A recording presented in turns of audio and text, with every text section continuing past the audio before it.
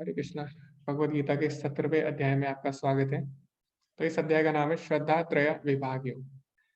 तो ये अध्याय बहुत ही महत्वपूर्ण होने वाला है, क्योंकि भगवान इसमें बताएंगे कि हमारे जो जीवन है वो किस तरह तीन गुणों से प्रभावित होता है।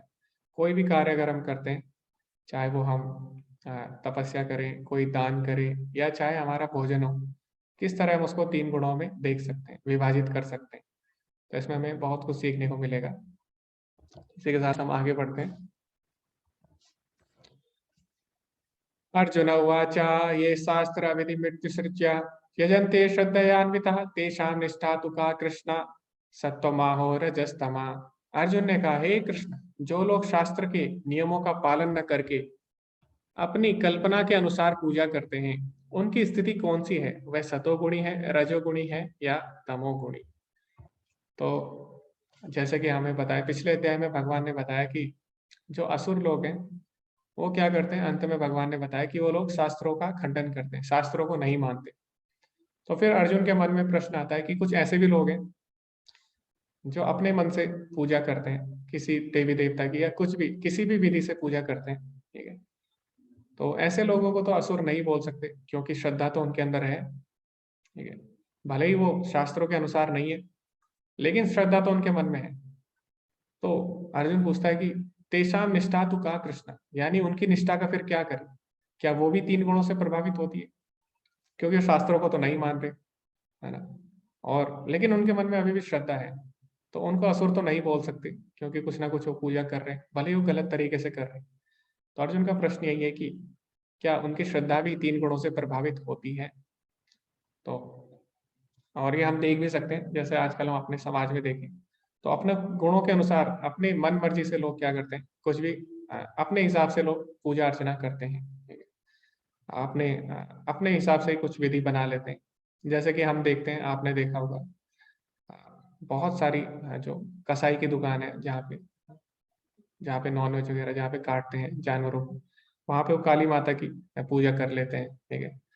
और कहीं जगह पान की दुकान होती है, वहाँ पे शिव जी की पूजा कर लेते हैं। तो इस तरह शिव जी ने तो कभी नहीं बोला नशे के लिए, है ना।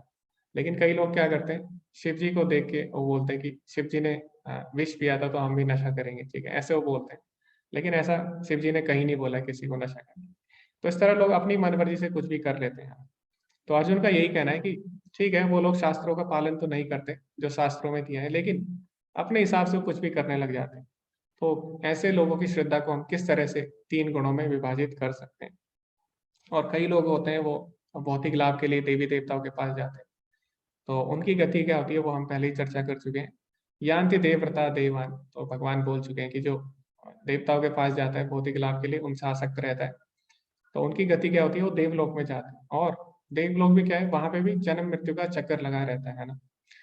तो आप ब्रह्म भुवनाथ लोका पुनरावर्तिनो अर्जुन, तो ब्रह्मा जी तक जितने भी लोग हैं, चाहे वो देवी देवताओं के लोग हो, उससे ऊपर ब्रह्मा जी के लोग हैं, वहां तक जन्म मृत्यु का चक्र है। तो जैसे कि जेल होती है अलग अलग, तो एक जेल होती है उसमें सब चीज फैसिलिटी होती है, खाना अच्छा अच्छा मिलता है, और वहाँ पे सारी फैसिलिटी होती है जो घर जैसा रहता है। तो ए ग्रेड जेल होती है, उसके बाद बी ग्रेड जेल होती है जहाँ पे पंखा वगैरह नहीं रहता, बहुत सारे कैदी रहते हैं, उनके साथ रहना पड़ता है। फिर बी ग्रेड जेल, उसके बाद सी ग्रेड जेल होती है जहाँ पे खाना भी सही से नहीं मिलता। तो इस तरह जेल तो सारी है। इसी तरह जो लोग देवी देवताओं से आसक्त होते हैं, भौतिक लाभ उनसे मांगते हैं, वो देवी देवताओं के लोक में जाएंगे, लेकिन उन्हें ए ग्रेड फैसिलिटी तो मिलेगी, वहां पे अच्छी सुविधाएं मिलती है, लेकिन वो भी क्या है, वो भी जन्म मृत्यु जरा व्याधि से छुटकारा नहीं मिलता उन्हें वहां पे भी, ठीक है। इसी तरह जो भौतिक संसार है, वहां पे कहीं पे बहुत ज्यादा सुख होगा, दुख होगा, लेकिन वो भी जेल की ही तरह है। ब्रह्मा जी तक जितना लोग हैं, आप ब्रह्म भुवनाथ होगा पुनरावर्ती अर्जुन। तो इस तरह लोग अपने अपने गुण के हिसाब से उनके अंदर श्रद्धा विकसित होती है, और अपनी श्रद्धा के अनुसार ही वो पूजा करने लग जाते हैं, शास्त्रों को भूल जाते हैं। तो भगवान इसमें बताएंगे कि उनकी श्रद्धा किस प्रकार से प्रभावित होती है। आगे श्री भगवान उवाच त्रिविधा भवती श्रद्धा देहिनां सा स्वभावजा सात्विकी राजसी चैव तामसी चैति तां शृणु। भगवान ने कहा, देहधारी जीव द्वारा अर्जित गुणों के अनुसार उसकी श्रद्धा तीन प्रकार की हो सकती है, सतोगुणी, रजोगुणी अथवा तमोगुणी। अब इसके विषय में मुझसे सुनो। तो अर्जुन ने पूछा कि जो लोग शास्त्रों को नहीं मानते, तेषाम तेषाम निष्ठा तु का कृष्णा, उनकी निष्ठा का क्या होता है, उनकी श्रद्धा किस गुणों से प्रभावित होती है? क्या वो भी 3 गुणों से प्रभावित होती है? तो भगवान ने कहा हाँ, जो लोग शास्त्रों को नहीं मानते और अपने मनमाने ढंग से अ, पूजा करते हैं, तो उनकी जो श्रद्धा होती है वो भी 3 गुणों से प्रभावित होती है। तो आपने देखा होगा कई लोग होते हैं, वो क्या करते हैं नौकरी के लिए या अच्छे पति या अच्छे पत्नी के लिए इत्यादि के लिए देवी-देवताओं के पास जाते हैं भौतिक लाभ के लिए। तो अब उनकी श्रद्धा कौन-से गुण से अभी हम बोल सकते हैं प्रभावित है? रजोगुण से है। क्योंकि रजोगुण में क्या करते हैं, हम भौतिक लाभ माँगते हैं और रजोगुणी व्यक्ति कुछ भी करने के लिए तैयार होता है, बस उसे भौतिक लाभ चाहिए होता है। तो इसीलिए रजोगुण को मोड ऑफ पैशन भी बोला जाता है। उसमें आदमी चुप शांत नहीं बैठता, ठीक है? और अर्जित कैसे किया जाए, इसके पीछे भागता रहता है। तो ऐसे लोग क्या करते हैं, ऐसे लोग कठिन उपवास भी रखेंगे, कठिन तपस्या भी करने को तैयार हो जाते हैं और बहुत ज़्यादा सीढ़ी चढ़ना और इत्यादि करते हैं, ठीक है? तो देवी-देवताओं को प्रसन्न करने के लिए। तो ऐसी श्रद्धा कैसे होती है? रजोगुण से प्रभावित होती है। और आपने देखा होगा कई लोग होते हैं, वो तो अंगारों पे चलते हैं, अपने शरीर को भेदते हैं, अपने शरीर को पीड़ा पहुँचाते हैं। लेकिन उनसे बोलो कि भगवान का नाम ले लो, जो कि कलयुग में युग धर्म है। कलौ तदहरि कीर्तनम, वो उनसे नहीं होता। तो ऐसा क्यों हो रहा है? क्योंकि उनकी जो श्रद्धा है वो तमोगुण से प्रभावित हो चुकी है, ठीक है? तो इस तरह ऐसे लोग क्या करते हैं, अपने मन के हिसाब से जो उन्हें सही लगता है और जिस गुण से वो प्रभावित होते हैं, उस हिसाब से उनकी श्रद्धा हो जाती है। तो लेकिन ऐसे लोगों का क्या हो सकता है फिर? ऐसे लोगों का तब तक कुछ नहीं हो सकता जब तक कि वो भक्तों के संपर्क में नहीं आते। जब तक गुरु, साधु और शास्त्र के संपर्क में नहीं आएँगे, तब तक ऐसे लोगों का कुछ नहीं हो सकता। इसीलिए शास्त्र पढ़ना बहुत ही ज़रूरी है, भक्तों के संग में रहना। तो आगे भगवान क्या बोलते हैं, हे भरत पुत्र, विभिन्न गुणों के अंतर्गत अपने अपने अस्तित्व के अनुसार मनुष्य एक विशेष प्रकार की श्रद्धा विकसित करता है। अपने द्वारा अर्जित गुणों के अनुसार ही जीव को विशेष श्रद्धा से युक्त कहा जाता है। तो जो जिस गुण में होगा उस हिसाब से उसकी श्रद्धा होगी, इस पे हमने अभी चर्चा की है। और जब तक वो शुद्ध भक्त के संपर्क में नहीं आएगा, तब तक वो गुणों से प्रभावित रहता है। तो जैसे कि उदाहरण भी आता है इसमें, जैसे ध्रुव महाराज थे। तो ध्रुव महाराज को राज्य चाहिए था। जब उनकी सौतेली माँ ने उनका अपमान किया, तो उन्होंने बोला मुझे भी एक ऐसी राज्य चाहिए। तो अभी वो कौन से गुण से प्रभावित हो गए? रजोगुण से, है ना? उन्हें भी राज्य चाहिए, साम्राज्य चाहिए था। लेकिन जैसे ही वो शुद्ध भक्त नारद मुनि के संपर्क में आए, तो फिर क्या हुआ? उनकी जो सारी भौतिक इच्छाएं थी वो खत्म हो गई। और जब भगवान उनके सामने आते हैं, तो भगवान बोलते हैं कि अब बताओ तुम्हें क्या चाहिए? तो ध्रुव महाराज बोलते हैं कि मैं तो आपसे काँच के टुकड़े माँगने वाला था, लेकिन मुझे तो साक्षात हीरा मिल गया, ठीक है? मुझे तो आप मिल गए और मुझे आप ही चाहिए। तो इस प्रकार बोलते हैं। तो इस प्रकार भगवान के जब तक हम शुद्ध भक्तों के संपर्क में नहीं आते, तब तक हमारे जो श्रद्धा होती है वो भी 3 गुणों से प्रभावित रहती है, ठीक है? और उसके अनुसार ही हम किसी विशेष देवी-देवता के पास जाते हैं या फिर अपनी विधि के अनुसार हम कुछ भी करने लग जाते हैं। जैसे कि जो नशा करते हैं, वो लोग क्या करेंगे? अब शिव जी ने तो कहीं नहीं बोला है नशा करने को, लेकिन वो शिव जी के पास चले जाते हैं, जो कि बिल्कुल ही गलत है, ठीक है? तो इसको क्या बोलेंगे? तमोगुणी श्रद्धा बोलते हैं। तो इस प्रकार अपने गुणों के अनुसार लोग अपनी श्रद्धा या अपनी विधि बना लेते हैं, ठीक है?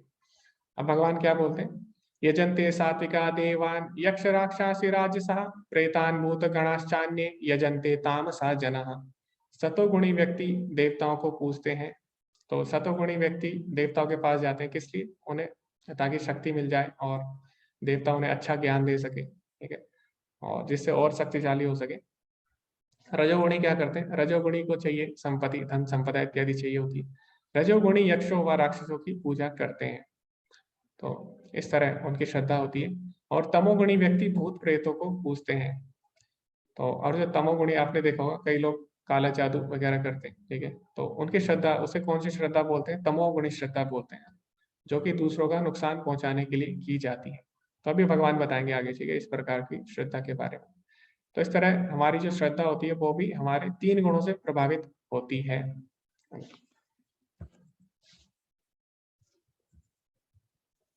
जो लोग दंभ तथा अहंकार से अभिभूत होकर शास्त्र विरुद्ध कठोर तपस्या और व्रत करते हैं, जो काम तथा आसक्ति द्वारा प्रेरित होते हैं और जो मूर्ख हैं तथा शरीर के भौतिक तत्वों को तथा शरीर के भीतर स्थित परमात्मा को कष्ट पहुंचाते हैं, वह असुर कहे जाते हैं। भगवान बोल रहे हैं कुछ लोग ऐसे होते हैं, वो लोग शास्त्रों के विरुद्ध ही कार्य करते हैं और अपने शरीर को बहुत ज़्यादा कष्ट पहुँचाते हैं, ठीक है? और कठिन तपस्या करते हैं, किस किस लिए करते हैं? काम तथा आसक्ति से प्रेरित होकर। तो जैसे कि आपने देखा होगा असुर लोग जितने भी हुए हैं, चाहे हिरण्यकश्यपु हो या रावण हो, तो ये क्या चाहते थे? पूरे संसार का भोग करना चाहते थे, है ना? काम इच्छा इनके मन में थी और इसीलिए इन्होंने क्या किया? कठिन-कठिन तपस्याएँ की, अपने शरीर को अनेक यातनाएँ दी। तो यहाँ पे आप ऊपर देख सकते हैं दाईं तरफ हिरण्यकश्यपु चित्र में। तो उसने इतनी तपस्या की कि उसका जो पूरा शरीर है, उसपे चींटियों ने घर बना लिया था, है ना? और ब्रह्मा जी को प्रसन्न किया उसने और वो क्या करना चाहता था? पूरे संसार का भोग करना चाहता था। और इस तरह वो ब्रह्मा जी से अमरता का वरदान भी माँगता है, लेकिन ब्रह्मा जी बोलते हैं, "मैं खुद ही अमर नहीं हूँ, तो वो तो मैं नहीं दे सकता, तुम कुछ और माँग लो।" तो इस तरह अपनी बुद्धि लगाता है और भगवान से सॉरी ब्रह्मा जी से अनेक वरदान ले लेता है, लेकिन अंत में क्या होता है? अंत में भगवान को एक क्षण नहीं लगता, ठीक है? तो इस तरह क्या होता है? मूर्ख होते हैं ऐसे लोग भगवान को। अपने शरीर को इतना कष्ट पहुँचा के भौतिक चीज़ें माँगते हैं और अंत में वो भी काम नहीं आती। तो अभी भी आप देख सकते हैं, कुछ लोग अभी भी ऐसा करते हैं, ठीक है? और जैसे यहाँ पे आप देख रहे हैं, किसी ने अपना सिर घुसा लिया है मिट्टी के अंदर, है ना?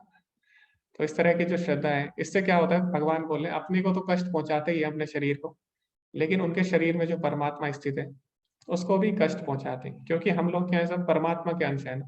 ममे वंश जीव लोके जीव भूता सनातन। तो जब हम इस प्रकार के कार्य करते हैं, जो भगवान ने बोले ही नहीं है शास्त्रों में, तो इससे क्या होता है? इससे भगवान बोलते हैं जो हमारे हृदय में परमात्मा है उसको भी कष्ट पहुँचता है और ऐसे लोग क्या कहे जाते हैं? असुर कहे जाते हैं। अब प्रश्न ये आता है कि बहुत लोगों के मन में डाउट होता है कि सात्विक खाना क्या होता है? राजसिक खाना क्या होता है? तामसिक खाना क्या होता है? तो अभी भगवान इसमें बताते हैं सात्विक, राजसिक और तामसिक भोजन के बारे में। और कई लोगों को लगता है कि शायद जो वेजिटेरियन यानी जो शाकाहारी खाना है उसको सात्विक बोलते हैं। लेकिन ऐसा नहीं है। सात्विक, राजसिक और तामसिक क्या होता है? उसकी परिभाषा हम अभी देखेंगे भगवत गीता के अनुसार। तो सबसे पहले आता है सात्विक भोजन। जो भोजन सात्विक व्यक्तियों को प्रिय होता है, वह आयु बढ़ाने वाला, जीवन को शुद्ध करने वाला तथा बल, स्वास्थ्य, सुख तथा तृप्ति प्रदान करने वाला होता है। ऐसा भोजन रसमय, स्निग्ध, स्वास्थ्यप्रद तथा हृदय को भाने वाला होता है। तो सतोगुणी भोजन किसको बोलेंगे? जो हमारी आयु बढ़ाएगा, यानी हमारे स्वास्थ्य के लिए सही होता है, ठीक है? और उसके बाद रसमय होता है और इससे हृदय को तृप्ति होती है। भगवान बोले तृप्ति प्रदान करने वाला होता है और जीवन में सुख लाता है। सुख, स्वास्थ्य और बल लाता है। तो ये जो भोजन होता है सतोगुणी भोजन में आ गया, ठीक है? तो इसमें कैसा भोजन आ जाता है? इसमें हम देखेंगे जो भी हम पकवान खाते हैं जैसे कि चावल हो गया, दाल हो गया, सब्जी हो गई, रोटी हो गई, दूध हो गया, फल हो गए, तो ये सब क्या करते हैं? ये सब हमारी आयु बढ़ाते हैं, है ना? और इससे हमें तृप्ति मिलती है, स्वस्थ भोजन है। और इसके बाद आ गया रजोगुणी भोजन। तो रजोगुणी भोजन में क्या होता है? अत्यधिक तीखा, खट्टा, नमकीन, गरम, चटपटा, शुष्क यानी सूखा हुआ और जलन उत्पन्न करने वाला भोजन रजोगुणी व्यक्तियों को प्रिय होते हैं। ऐसे भोजन दुःख, शोक तथा रोग उत्पन्न करने वाले होते हैं। तो जितने भी फास्ट फूड के आइटम होंगे, ठीक है? और जितनी भी तली हुई चीज़ें होंगी, ये क्या होती है? सूखी हुई होती है ना? और इनको अगर आप खाते हैं, तो पेट में जलन होती है। हाँ, थोड़ी देर के लिए आपको अच्छा लगेगा, लेकिन बाद में क्या होता है? पेट में जलन उत्पन्न होती है। तो अभी के लिए तो आपको ये सही लगेगा, लेकिन अगर हम लंबे समय के लिए देखें, तो ये हमारे शरीर के लिए बिल्कुल भी सही नहीं होते। ठीक है? हमारे शरीर को नुकसान ही पहुँचाते हैं। तो जो लोग बाहर का खाना खाते हैं, फास्ट फूड वगैरह, उनको ये बात पता होगी कि डॉक्टर्स भी बोलते हैं कि ऐसा खाना आपको ज़्यादा नहीं खाना चाहिए, क्योंकि ये क्या होता है, इससे आपका स्वास्थ्य खराब होता है। जी। और यही बात भगवान भगवत गीता में भी बोल रहे हैं कि बहुत ज़्यादा खट्टा, तीखा, नमकीन ऐसा खाना क्या होता है, हमें दुःख प्रदान करता है अंत में। तो शुरू में आपको स्वाद आएगा, लेकिन अंत में दुःख। और जो सतोगुणी भोजन है, उसमें क्या होता है, शुरू से लेके अंत तक सुख है ना? खाते समय भी सुख मिलेगा आपको और उसका अंत परिणाम भी सुख देगा, आपको बल देगा, स्वास्थ्य देगा, है ना? आपका हाँ, आपको तृप्त भी करेगा। और जो रजोगुणी खाना होता है उससे तृप्त नहीं होते ना, मन करता है और खाएँ, फिर पानी पियो, फिर और खाओ, ऐसा लगता है जी। तृप्ति नहीं मिलती, पेट तो भर जाता है उससे, लेकिन तृप्ति नहीं मिलती, है ना? पेट में जलन मच जाती है। तो इस प्रकार के जो भोजन है, इसमें जैसे चिप्स वगैरह आ गए, जो बहुत ही ज़्यादा नमकीन होते हैं, चटपटे, तीखे, इस तरह के जो भी भोजन है, ये सब इसमें आ जाते हैं, ठीक है? और जो जलन उत्पन्न करते हैं पेट में। अभी क्या है, तमोगुणी खाने में क्या होता है, खाने से 3 घंटे पूर्व पकाया गया स्वादहीन, वियोजित एवं सड़ा, जूठा तथा अस्पृश्य वस्तुओं से युक्त भोजन उन लोगों को प्रिय होता है जो तामसी होते हैं। तो राजसिक और तामसी भोजन में क्या अंतर है? जो राजसी भोजन है उसमें शुरू में सुख मिलता है, शुरू में आपको अच्छा लगेगा, गरम गरम है ना, चटपटा, मीठा, नमकीन, तीखा, लेकिन अंत में आपको दुख देगा। लेकिन जो तमोगुणी भोजन होता है उसमें क्या होता है, शुरू से लेकर अंत तक ना तो उसमें कोई स्वाद होता है, उल्टा क्या करता है, उल्टा शुरू से लेकर अंत तक हमें दुख ही दुख देगा। लेकिन फिर भी जो तमोगुणी लोग हैं उनको ये भोजन, ऐसा भोजन पसंद है उनको। तो ऐसा नहीं है कि तमोगुण में जो नॉनवेज है केवल वही आता है, तमोगुण में अलग अलग तरह के भोजन भी आ सकते हैं। जैसे कि अगर कोई बासी खाना है, तो बासी खाना भी किस में आ गया, तमोगुण में आ गया, भले ही वो वेज भी है, ठीक है, तो भले ही शाकाहारी है, लेकिन अगर बासी खाना है तो वो भी तमोगुण में आता है। तो इसीलिए हमें बासी खाना नहीं खाना चाहिए। तो आयुर्वेद है उसमें बोला गया कि 3 घंटे बाद अगर कोई खाना 3 घंटे पहले पकाया गया है तो उसको बासी माना गया है, ठीक है, इसीलिए हमें ताजा भोजन खाना चाहिए। और उसके बाद बोला इसमें कोई स्वाद नहीं होता, सड़ा हुआ होता है। तो कोई बता सकता है सड़ा हुआ भोजन कोई आप लेते हो, मतलब आप नहीं, मतलब कोई आपने सुना है सड़ा हुआ भोजन का उदाहरण? बहुत ही फेमस, कोई बता सकता है? मतलब इतना फेमस है, कोई, बहुत सारे लोग उसके बिना रह नहीं सकते आज। किसी को पता है? ओके, हैंड रेस तो किया है सबने। ब्रेड तो नहीं है सड़ा हुआ। ओके, जी जी, हरे कृष्णा चारुशीला माता जी।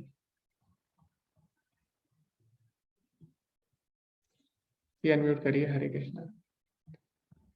जी हरे कृष्णा रीमा माता जी, आप अनम्यूट करिए। हाँ जी, पिज्जा हो गया, ब्रेड हो गई, ये काफी सड़ा हुआ ही भोजन होता है क्योंकि इसको उसमें खमीर उठा के बनाया जाता है।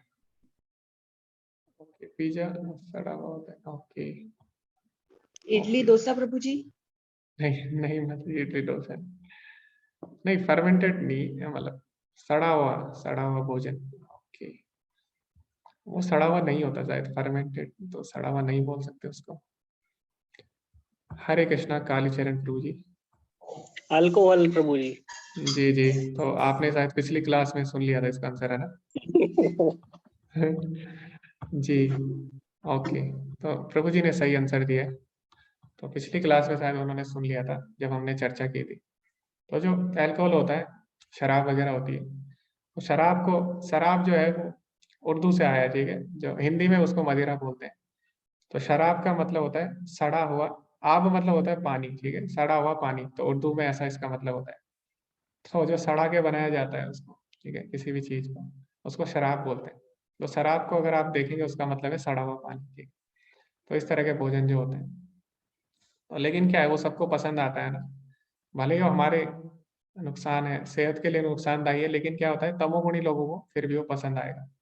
इस तरह के भोजन होते हैं। और फिर आता है जूठा, ठीक है, और अस्पर्श्य, अस्पर्श्य वस्तुओं से युक्त, मतलब क्या होता है इसका, जैसे कि आजकल बीमारी फैली है ना, कोरोना फैला है।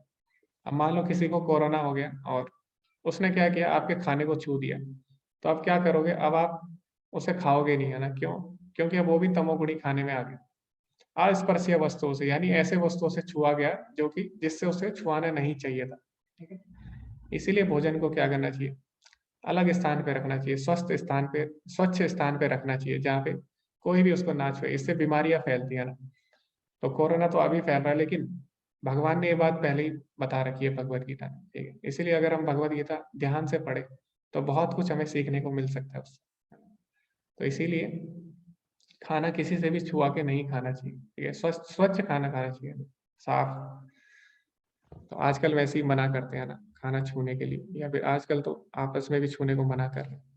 तो इसीलिए बोला है ताकि बीमारी ना फैले उससे, क्योंकि बीमारी वाला खाना अगर हम खाएंगे तो वो भी तमोगुण में आ जाएगा फिर। तो इस तरह आप देख सकते हैं, ठीक है। और कई जो चीजें होती है, जैसे किसी ने बोला ब्रेड वगैरह होता है, तो अगर आप उसको ज्यादा दिन बाद अगर खाओगे तो उसमें क्या होता है, उसमें भी कीड़े लगना शुरू हो जाते हैं, वो भी सड़ जाता है, ठीक, तो वो भी फिर तमोगुण में आ जाता है। ओके, इस तरह भगवान ने श्रद्धा के बारे में बताया, श्रद्धा भी 3 गुणों में आती है, और हमारा भोजन भी 3 गुणों से प्रभावित होता है।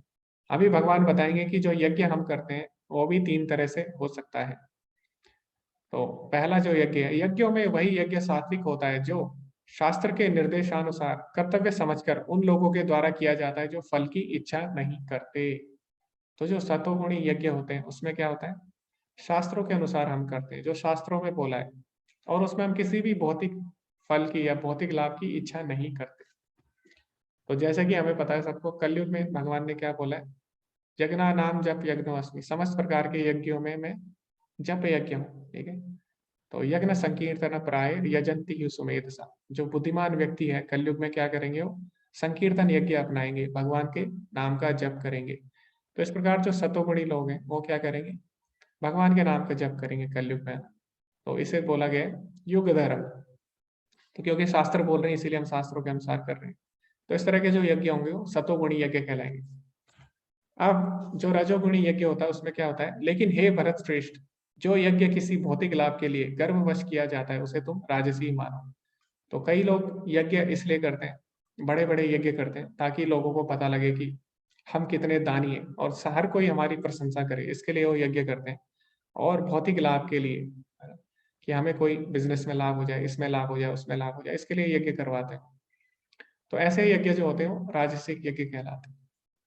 अब तामसी यज्ञ में क्या होता है, जो यज्ञ शास्त्र के निर्देशों की अवहेलना करके, प्रसाद वितरण किए बिना, वैदिक मंत्रों का उच्चारण किए बिना, पुरोहितों को दक्षिणा दिए बिना तथा श्रद्धा के बिना संपन्न किया जाता है वह तामसी माना जाता है। तो ऐसा यज्ञ अपनी मर्जी से किया जाता है, उसमें कोई पुरोहित नहीं होता, अपनी मर्जी से कोई शास्त्र नहीं होता, ना ही उसमें कोई वैदिक मंत्रों का उच्चारण होता है, ना ही उसमें भगवान को प्रसाद अर्पित किया जाता है। क्योंकि भगवान ने बताया था तीसरे अध्याय में भगवान ने बताया था, यज्ञ शिष्टाशिना संतो मुच्यन्ते सर्व किल विषय भुजन्ते ते त्वगम पापा ये भजन्ति आत्म कारण। तो भगवान ने बताया जो भगवान को अर्पित करके यज्ञ में, ठीक है, भगवान को अर्पित करके जो भोजन करता है वो सारे पापों से मुक्त हो जाता है। तो लेकिन ऐसे लोग नहीं करते, तमोगुणी लोग भगवान को अर्पित नहीं करते, अपनी मर्जी से यज्ञ करते, और इस तरह के यज्ञ को भगवान बोले तामसी माना जाता है। तो जैसे आप अभी देखेंगे, यहाँ पे नीचे आपको दिख रहा होगा रावण, ठीक है, इसने भी एक यज्ञ किया और शास्त्रों की मर्जी से नहीं किया, अपने हिसाब से किया। और उसने क्या किया, अपनी गर्दन काट काट के भगवान को अर्पित की बार बार। लेकिन उससे क्या हुआ, उसने ऐसा क्यों किया, उसने ऐसा इसलिए किया भौतिक लाभ के लिए, वो भोग करना चाहता था संसार का, भौतिक इच्छा के कारण उसने ऐसा किया।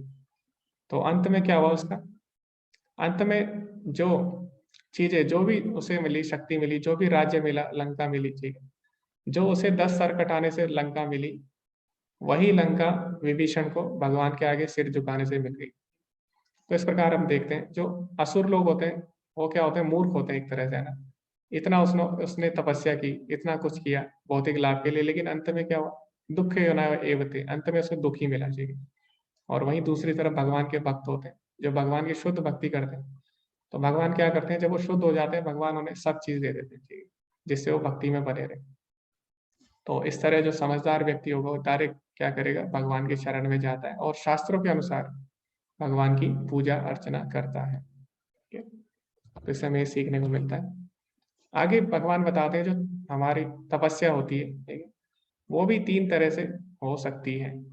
तो सबसे पहले आती है सतोगुणी तपस्या। उसमें सतोगुणी तपस्या में जो सबसे पहली तपस्या वो है शरीर की तपस्या, और दूसरी जो तपस्या है वो है शरीर की होगी और वाणी की होगी और मन की तपस्या। तो जो सतोगुणी तपस्या है उनको 3 भागों में हम बांट सकते हैं। तो सबसे पहले है शरीर की तपस्या, देवद्वे गुरु प्राज्ञ पूजनम शौचमार्जवम ब्रह्मचर्यम अहिंसा च शरीरम तप उच्यते। परमेश्वर, ब्राह्मणों, गुरु, माता पिता जैसे गुरुजनों की पूजा करना तथा पवित्रता, सरलता, ब्रह्मचर्य और अहिंसा ही शारीरिक तपस्या है। तो शरीर की तपस्या हम कैसे कर सकते हैं, भगवान की सेवा करके, ठीक है, शरीर को भगवान की सेवा में लगा के, ब्राह्मणों की सेवा करके, गुरु की सेवा करके और अपने माता पिता इनकी सेवा करके हम शरीर की तपस्या कर सकते हैं। और शरीर को अपने पवित्र रखना वो भी शरीर की तपस्या है, ठीक है, शरीर को पवित्र रखना वो भी शरीर की तपस्या है। सरलता, सरल जीवन जीना, ठीक है, और ब्रह्मचर्य का पालन करना, और अहिंसा यानी सब पे दया करना। तो ये सब जो है शरीर की तपस्या है। ठीक है, आप भगवान आगे बताएंगे कि वाणी की तपस्या क्या होती है।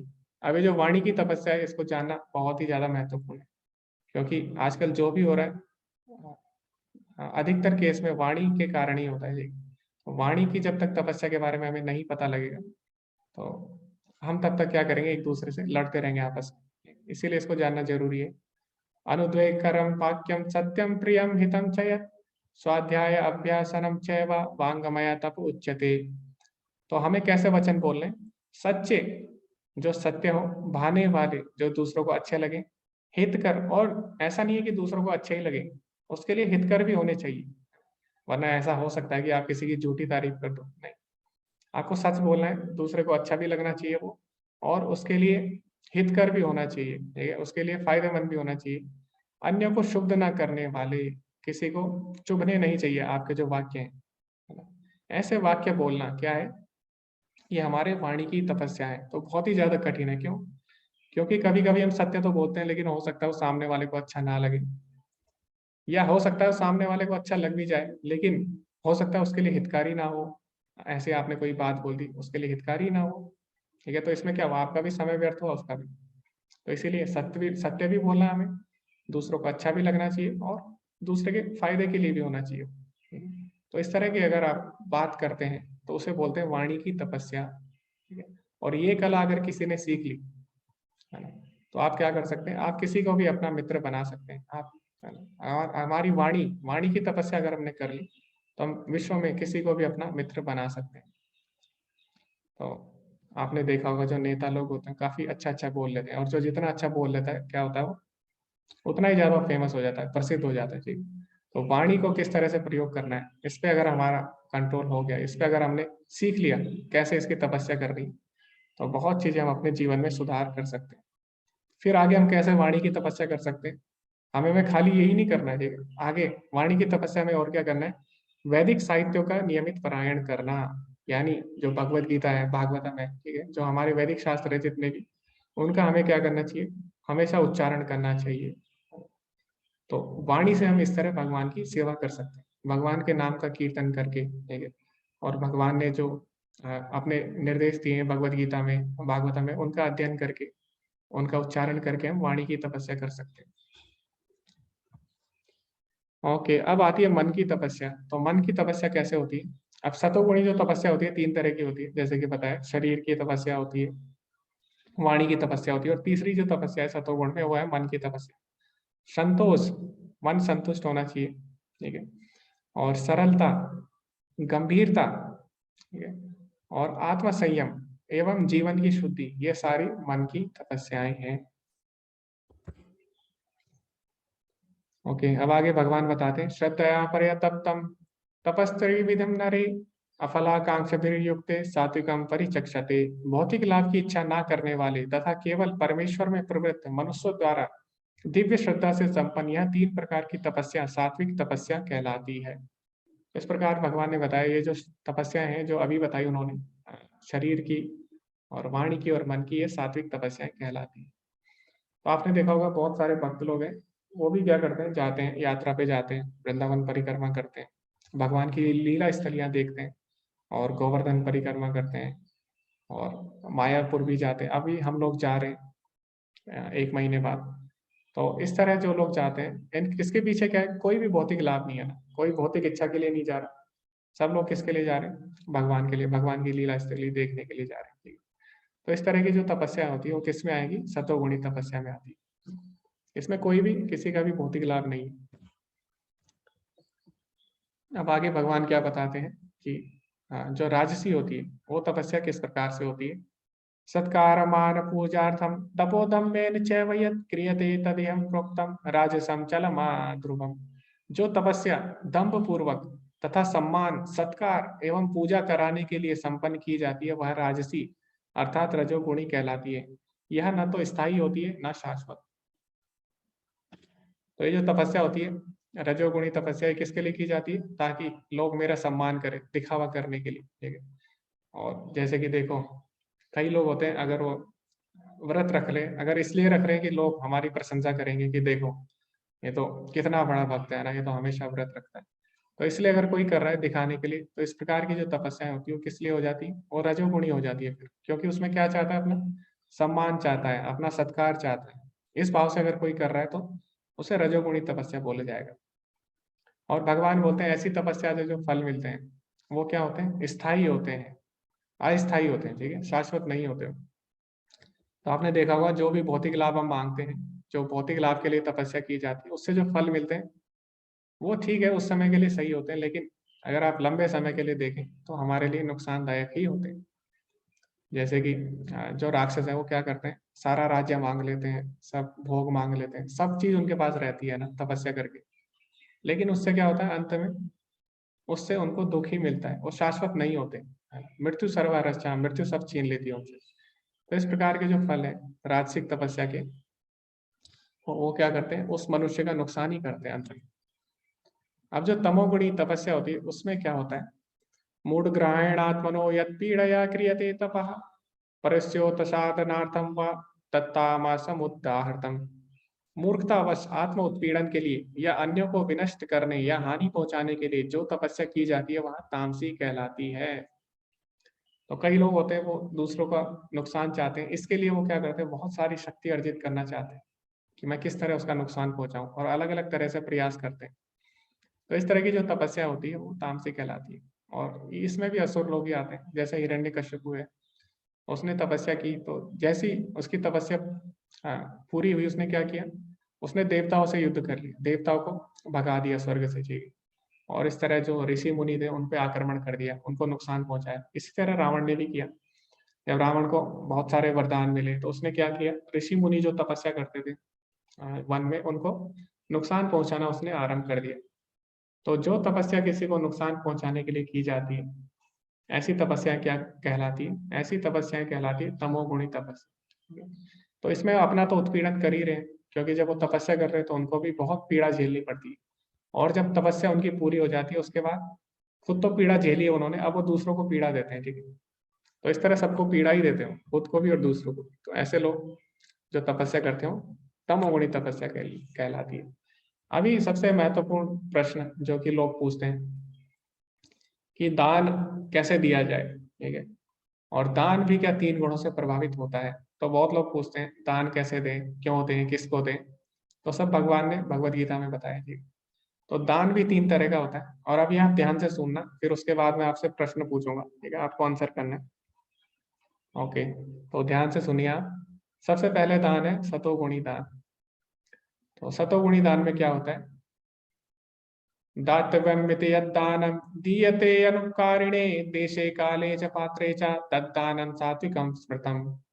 जो दान कर्तव्य समझकर किसी प्रति उपकार की आशा के बिना समुचित काल काल देख के स्थान और योग्य व्यक्ति को दिया जाता है वह सात्विक माना जाता है। तो ऐसा दान जो कि समय के अनुसार दिया जाए और योग्य व्यक्ति को दिया जाए, ठीक है, उचित समय और उचित स्थान में उचित व्यक्ति को दिया जाता है। और कैसे दिया जाता है, अपना कर्तव्य समझकर, ऐसा नहीं कि उससे हमें कुछ चाहिए, है ना। तो ऐसा जो दान होता है वो सतोगुणी दान कहलाए। उसके बाद कहलाता है, उसके बाद रजोगुणी दान आएगा, और उसकी क्या परिभाषा है ये हम देखेंगे। यत् तो प्रत्युपकारार्थम फलम उद्देश्य वा पुनः दीयते च परिक्लिष्टम तद्दानम राजसं स्मृतम्। किंतु जो दान प्रत्युपकार की भावना से या कर्म फल की इच्छा से या अनिच्छा पूर्वक किया जाता है वह रजोगुणी कहलाता है। तो रजोगुणी दान हम क्यों करते हैं, हम ये सोच के करते हैं कि इसके बदले हमें कुछ कुछ तो मिलेगा, आज मैं कर रहा हूँ कल कोई मेरा भला करेगा, ठीक है। तो ऐसा बोलते भी है लोग, आज अगर आप किसी को दे रहे हो कल कोई आपको देगा। तो इस भावना से जो दान किया जाता है ऐसा दान रजोगुणी होता है।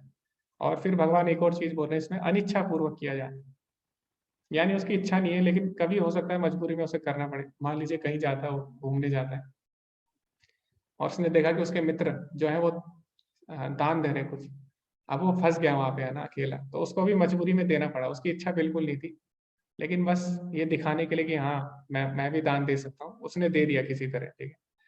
उसकी इच्छा नहीं थी लेकिन, तो इस ऐसा दान क्या हो गया, ऐसा दान रजोगुणी हो गया फिर। ओके, तो आगे हम चर्चा करते हैं तमोगुणी दान के बारे में। तो जो तमोगुणी दान होता है उसमें क्या होता है, आदेश काले यद्दानम अपात्रव्ययश्च दीयते असत्कृत्यम अवज्ञातम तत्तामसमुद्धरताम।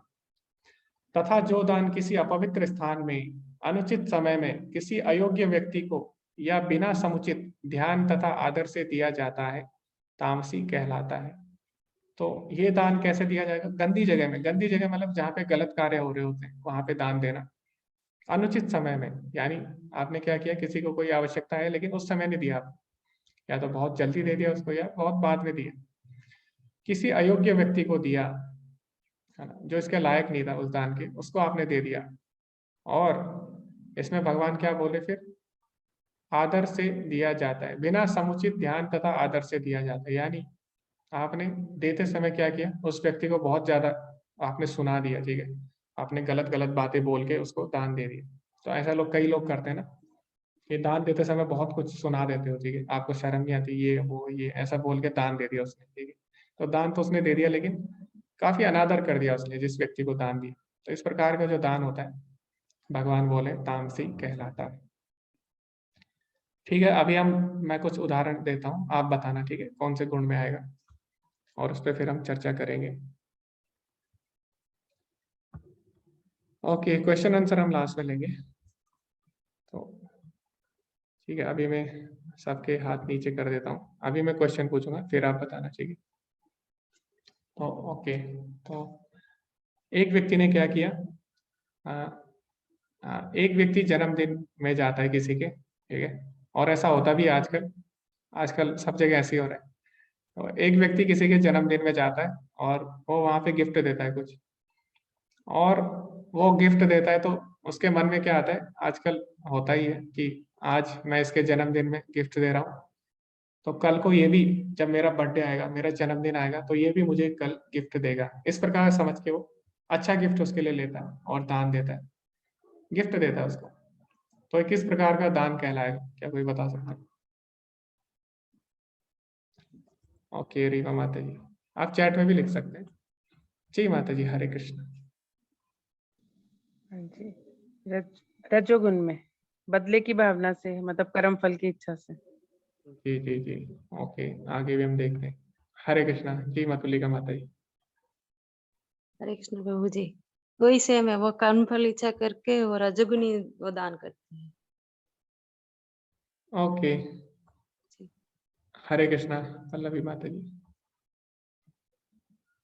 हाँ जी, वो रजोगुण की इच्छा से वो रजोगुणी दान होगा, क्योंकि उसने दिया तो वो लेने की इच्छा रख रहा है वापस। ओके, शायद ये ज्यादा ही सिंपल हो गया, तो सबको इसका आंसर पता है। ओके, लविता माता जी बोल रही है रजोगुण में। ओके, हाँ, चैट में सब लोग लिख रहे हैं रजोगुण में, गणपति प्रभु जी भी बोल रहे हैं। ओके, शांत प्रभु जी भी बोल रहे हैं रजोगुण में। ठीक है, हम सबके हाथ अभी नीचे कर देते हैं, फिर मैं दूसरा प्रश्न पूछता हूँ।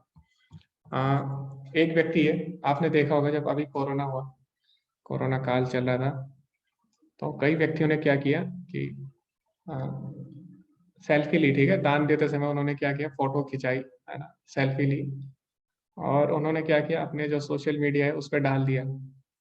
किस लिए डाला? ताकि लोग जाने कि उन्होंने दान दिया और उनकी प्रशंसा करें, है ना, दिखाने के लिए उन्होंने दान दे दिया। तो इस प्रकार का दान किस गुण में आता है? हरे कृष्णा तिरंकारी प्रभु जी। हरे कृष्णा प्रभु जी। जी जी जी। प्रभु जी, इसके दो व्यू हो सकते हैं। पहला व्यू, ये दूसरे लोगों को मोटिवेशन का भी कार्य कर रहा था। नहीं नहीं, आपने पूरा प्रश्न नहीं सुना ना, मैंने बोला कि वो दिखाने के लिए कर रहा है, वो चाहता है कि हमारे लोग प्रशंसा करें, मुझे लाइक करें। तो ऐसे चीजों के लिए सर ये रजोगुण में ही आएंगे। जी जी जी। तो पूरा प्रश्न सुनना पड़ेगा आपको, मैंने ये नहीं बोला कि वो मोटिवेट करने के लिए जी। ओके, हरे कृष्णा रीमा माता जी। तमोगुण में। ओके, तमोगुण में। जी जी जी, हरे कृष्णा शकुंतला माता जी। जी हरे कृष्णा, तमोगुण में ही गिना जाएगा जी वो दान। ओके, तो ये, इसमें लोग कंफ्यूज हो गए, नहीं ये तमोगुण में नहीं आएगा, ये आएगा रजोगुण में, ठीक है। रजोगुण में क्यों आएगा, अभी हम चर्चा करते हैं। आप देखिए रजोगुण में क्या हो रहा है, फल की इच्छा के लिए है ना, यहाँ पे फल की इच्छा के लिए कर रहा है, ठीक है ना। तो वो चाहता है कि उसको लोग लाइक करें, उसके लाइक आए और लोग जाने उसके बारे में, ठीक है, कितना बड़ा दानी है। तो आप यहाँ पे देख सकते हैं फोटो खिंचा रहा है ना, और बेचारे यहाँ पे गरीब लोग हैं, उनको दान देते हुए फोटो खिंचा रहा है, देखो। और ये डालेगा भी सोशल मीडिया पे। और इसे देख के लग नहीं रहा है कि ये इसलिए कर रहा है, दूसरों को मोटिवेट करने के लिए, अपनी प्रशंसा चाहता है। तो इस तरह के जो दान होते हैं वो रजोगुणी दान कहलाते हैं जी। ओके, अभी एक और क्वेश्चन मैं पूछता हूँ। तो अभी सबके हाथ हम नीचे कर देते हैं जी। तो आपने क्या किया, आप गए, आप मान लीजिए जा रहे हैं और स्टेशन पे आपको कोई मिल गया, होता ही है ऐसे आजकल, हमको मिल जाते हैं, ठीक है, बेकारी मिल जाते हैं वहां पे। और आपने क्या किया, उनको पैसे दे दिए और उन्होंने क्या किया, उन पैसों से नशा कर लिया। तो अब ये कौन से गुण में आएगा, कोई बता सकता है? हरे कृष्ण। ओके, धनपति प्रभु जी बोल रहे हैं, तामसी सोनिया माता जी भी बोल रही है। हरे कृष्णा मधुलिका माता जी। हरे कृष्ण प्रभु जी। जैसे वो स्थान भी अपवित्र है और वो फिर अपत्र दान हो गया, जैसे वो फिर आके उसको मदिरा पान करेगा, ये तमोगुणी जी, में आता है। ओके ओके, जी जी, आगे बढ़ते हैं हम आगे। हरे हरे कृष्णा काली चरण प्रभु जी। हरे कृष्णा। हरे कृष्णा प्रभु जी। जी जी ये दान ना, जहाँ तक मेरा अपना सोच है, ये सतोगुण में आया, क्योंकि उसने जो दिया था प्रत्युपकार की भावना से नहीं दिया था।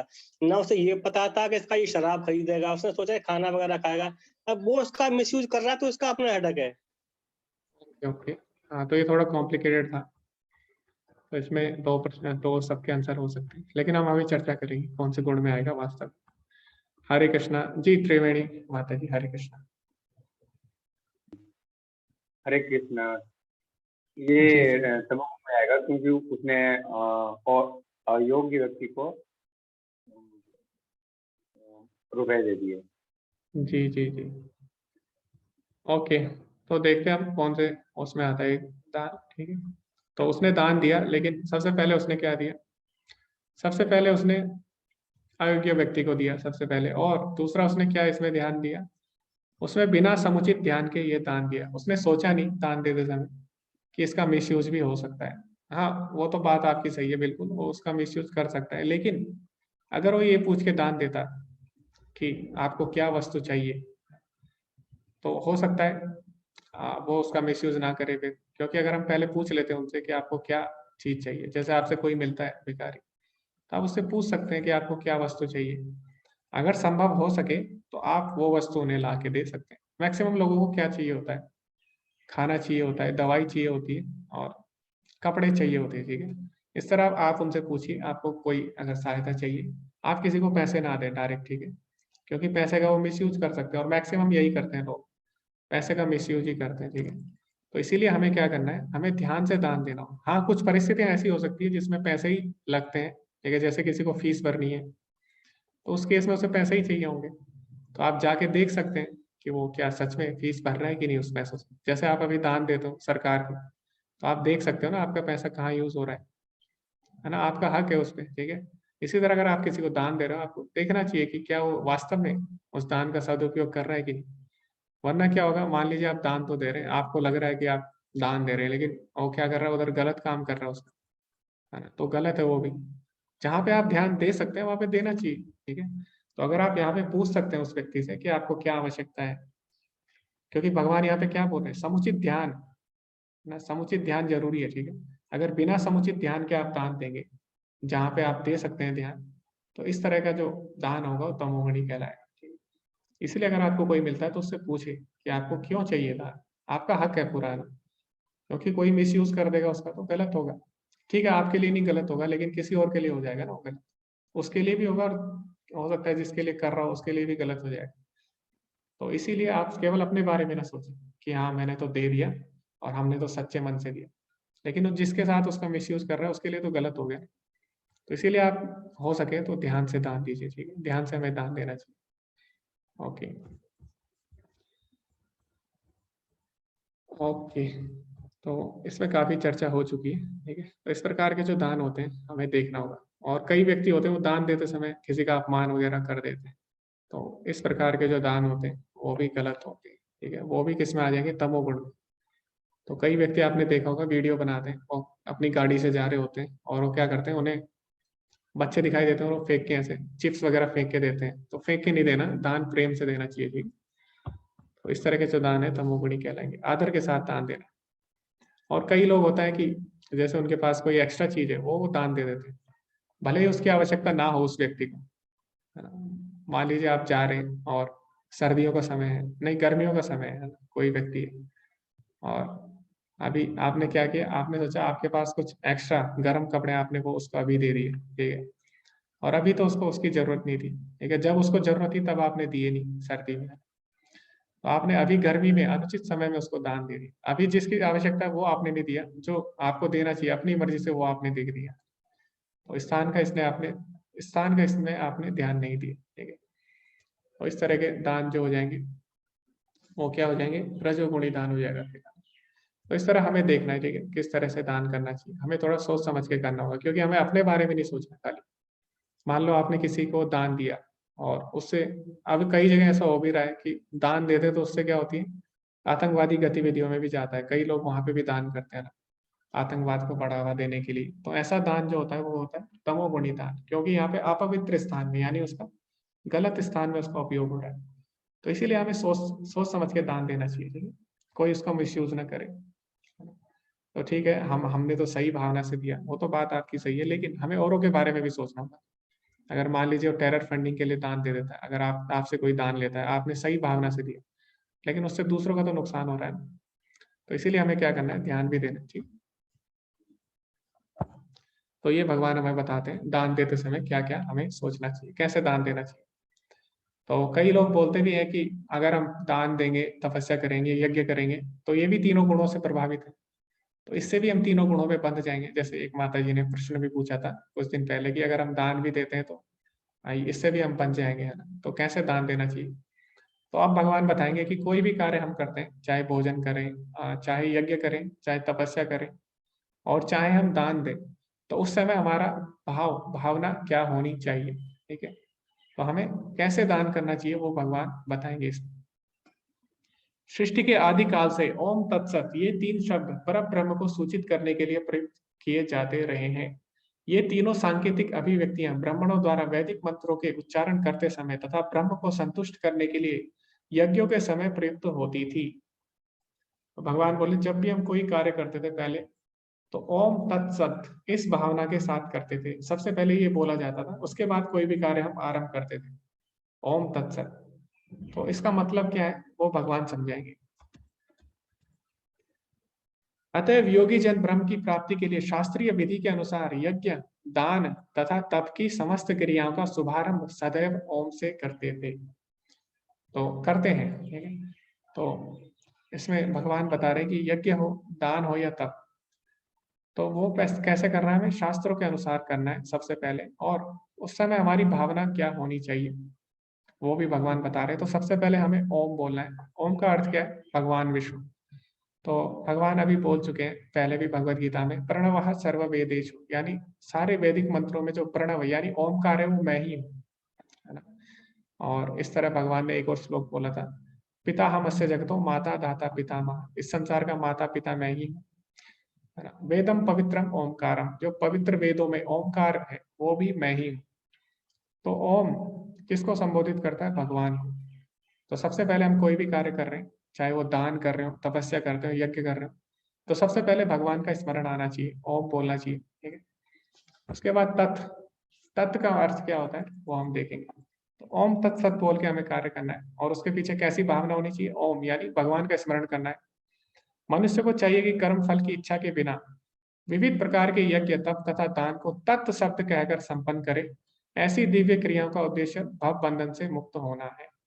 तो तत्व शब्द जब हम कहकर कोई कार्य कर रहे हैं, इसका अर्थ क्या है कि हम ये सोच के उसको कर रहे हैं कि कुछ भी मेरा नहीं है, इसमें कुछ भी मेरा लाभ नहीं है, सब भगवान का ही है, ठीक है, और सब भगवान का ही है, और भगवान को ही हम अर्पित करते हैं।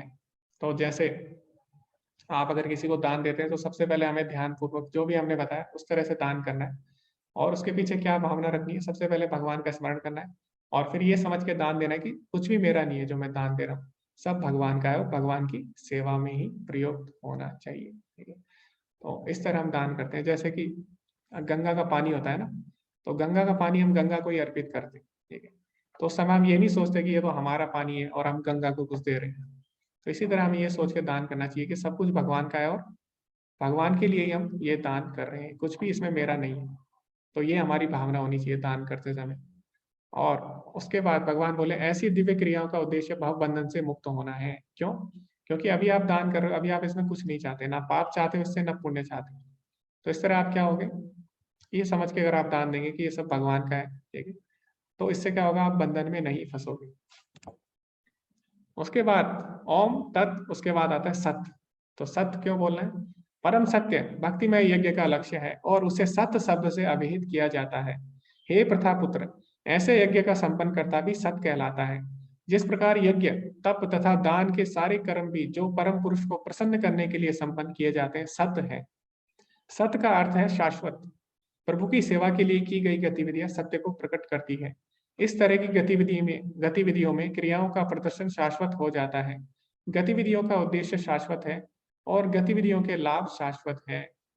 तो अगर हम भौतिक इच्छा के लिए कोई कार्य करते हैं तो उसमें क्या होता है, उससे हमें कुछ लाभ मिलेंगे। मान लीजिए आपने पुण्य के लिए किया, आप पुण्य के लिए दान कर रहे हैं, तो उससे आपको ठीक है पुण्य मिल जाएगा, लेकिन पुण्य भी एक समय बाद खत्म हो जाएगा, क्योंकि पुण्य शाश्वत नहीं होता। क्षीणे पुण्य मृत्युलोकम विशन्ति।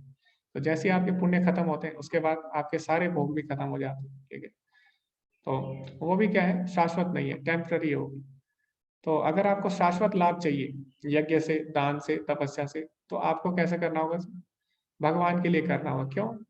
क्योंकि अगर आप भगवान से संबंधित गतिविधि करेंगे तो क्योंकि भगवान शाश्वत है, जीवात्मा शाश्वत है और उनका जो संबंध यानी भक्ति है वो भी शाश्वत है। तो जब आप भक्ति की गतिविधियों में दान करते हैं तो उससे जो फल मिलेगा वो भी शाश्वत होगा, क्योंकि भगवान की भक्ति कभी खत्म नहीं होती। शुभम कर्तुम अव्ययम्, सुख पूर्वक की जाती है और कभी भी खत्म नहीं होती। तो इस प्रकार जब हम भगवान की भक्ति में जो कार्य करेंगे वो क्या होगा, उसका फल भी शाश्वत होता है।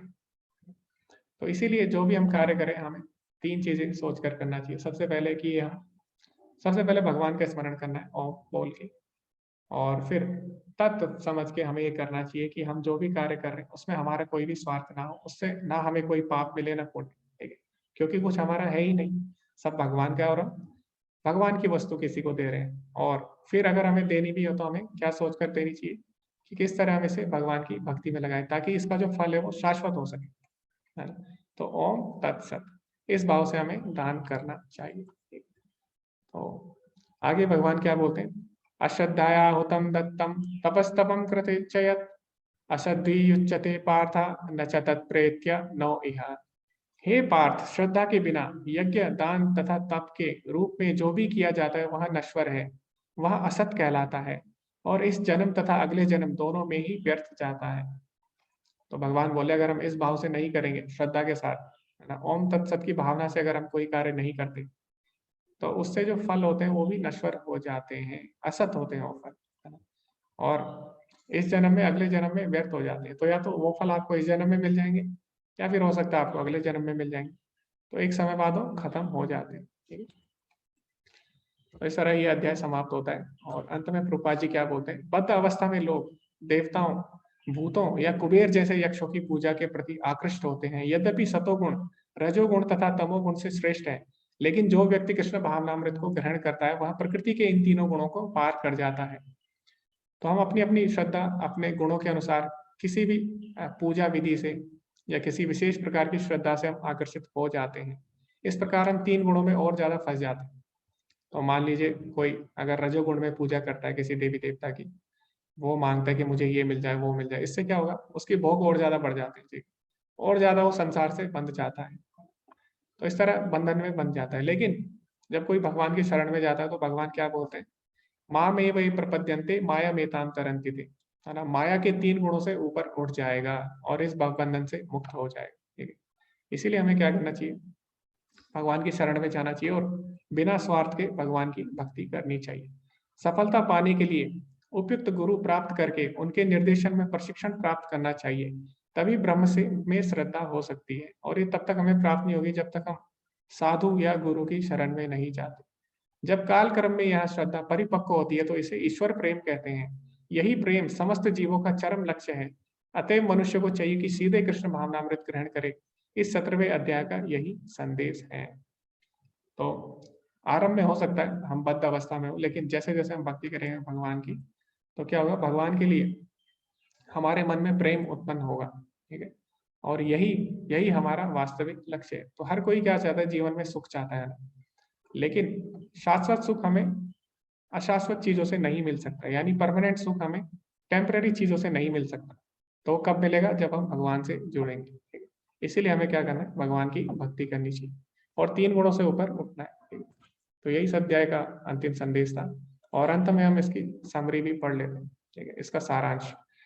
तो सबसे पहले अर्जुन ने पूछा श्रद्धा के बारे में, किस तरह 3 गुणों से प्रभावित होती है, और भगवान ने उसका उत्तर दिया। और फिर भगवान ने बताया कि जो हम भोजन करते हैं वो भी किस तरह 3 गुणों से प्रभावित होता है।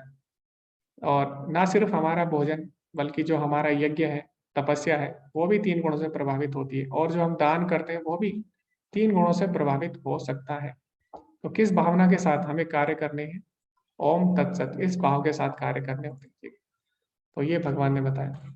तो हमें कोई भी कार्य बंद नहीं करना, हमें क्या करना है, बस उसमें भगवान को जोड़ना है। तो यही इस अध्याय का संदेश था। ओके, किसी का कोई प्रश्न है तो आप पूछ सकते हैं। तो ये अध्याय समाप्त हो चुका है। ओके, 1 मिनट, ठीक है, मैं आपके साथ कुछ शेयर करना चाहता हूँ। तो आज दान की बात चल रही थी, तो अभी हमारा कोर्स समाप्त होने वाला है कल। तो कल हमारे पास इतना समय नहीं रहेगा। ठीक है, तो क्या होता है कि अभी कोर्स समाप्त हो रहा है, तो अभी कुछ लोग आपके पास हो सकता है मैसेज आए ग्रुप में, ठीक है, पर्सनली दान से संबंधित मैसेज आए, तो आप कोई भी लोग दान ना करें। ठीक है, किसी को अगर पर्सनली मैसेज आता है, क्योंकि अभी हमने पढ़ा ना कि अगर आप बिना ध्यान दिए भी दान करते हैं, वो भी किस में आ जाएगा, तमोगुण में।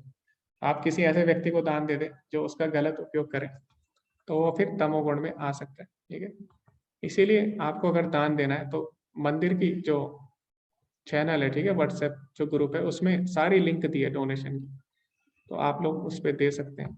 और आप लोग इस तरह दान कर सकते हैं। ठीक है, आप किसी भी पर्सनल मैसेज का रिप्लाई ना करें अगर कोई आपको आता है, क्योंकि अब कोर्स खत्म होने वाला है, तो आपको हो सकता है मैसेज आए।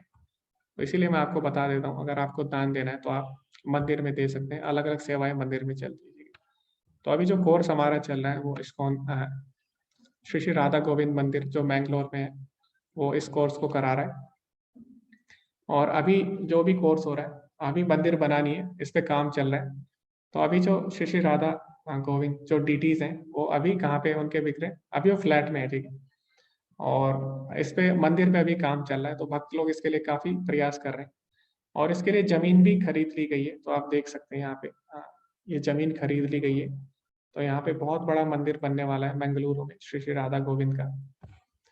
और इस तरह आप देख सकते हैं यहाँ पे। तो इसके लिए अभी कार्य चल रहा है और भक्त लोग इसमें काफी प्रयास कर रहे हैं।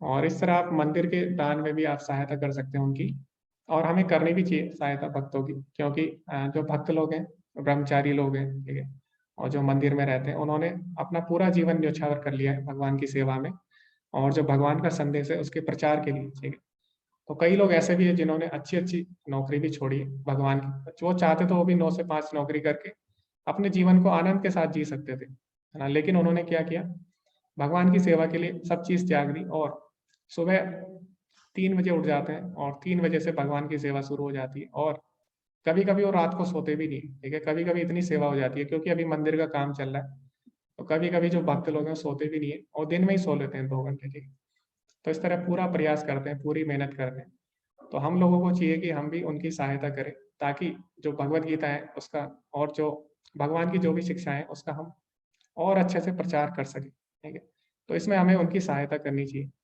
क्योंकि उन्होंने अपना पूरा जीवन इसको दे दिया है। तो हम तो पूरा जीवन नहीं दे सकते, है ना, क्योंकि हमारे में इतनी क्षमता नहीं है, लेकिन जिन्होंने अपना पूरा जीवन दे दिया है उनकी हम सहायता कर सकते हैं। तो इसीलिए आप लोग उनकी सहायता करें अगर आपसे हो सके। ठीक है, किसी भी तरह आप उनकी सहायता कर सकते हैं। तो इस तरह आप दान दे सकते हैं। मंदिर में अलग अलग सेवाएं होती हैं, आप ईंट के लिए दान दे सकते हैं अलग अलग, और इस तरह अलग अलग दान है, आप सेवाएं देख सकते हैं। ठीक है, ये भेजा जाएगा। और आप मेंबरशिप भी ले सकते हैं मंदिर की, आप मेंबर भी बन सकते हैं मंदिर के, और उसके लिए भी आप अप्लाई कर सकते हैं। तो मेंबरशिप क्या है, उसके क्या लाभ है, ये सब आपको मिल जाएगा उसी में। ये PDF में भेज दूंगा ग्रुप में, ठीक है। ओके, तो इस तरह मंदिर में अलग अलग सेवाएं होती है, आप देख लेना, ठीक है। आप भूमि दान भी कर सकते हैं, वहाँ पे 1 स्क्वायर फीट जमीन का भी आप प्राइस दे सकते हैं। इस तरह आप अलग अलग सेवाएं दे सकते हैं और उनकी सहायता कर सकते हैं, ठीक, मंदिर बनाने में। और डेली भी सेवा चलती है, भोग सेवा चलती है, और धूप सेवा होती है, और भगवान के लिए भोग लगते हैं, पुष्प सेवा होती है, भगवान के लिए फूल चढ़ते हैं महंगे महंगे। इस तरह आप अलग अलग सेवाओं के लिए दान कर सकते हैं। जैसे कई लोग होता है, किसी का जन्मदिन भी होता है कभी कभी, तो वो लोग भी करते हैं मंदिर में, उस दिन दान करते हैं भगवान के लिए, ठीक है। तो इस तरह क्या हम कर सकते हैं भगवान की सेवा, क्योंकि आपने देखा होगा जब किसी का जन्मदिन होता है तो लोग 500-500 रुपए के जो केक होते हैं एक दूसरे के मुंह पे मार देते हैं ना, तो उससे क्या होता है, किसी का कुछ नहीं होता है। लेकिन उतने ही रुपए अगर हम भगवान की सेवा के लिए दे सके तो इससे हमारा बहुत कुछ हो सकता है, ठीक है। तो इसीलिए हमें, चाहे हमारा कोई भी शुभ दिन हो, उस दिन भी आप मंदिर में दान दे सकते हैं, ठीक है।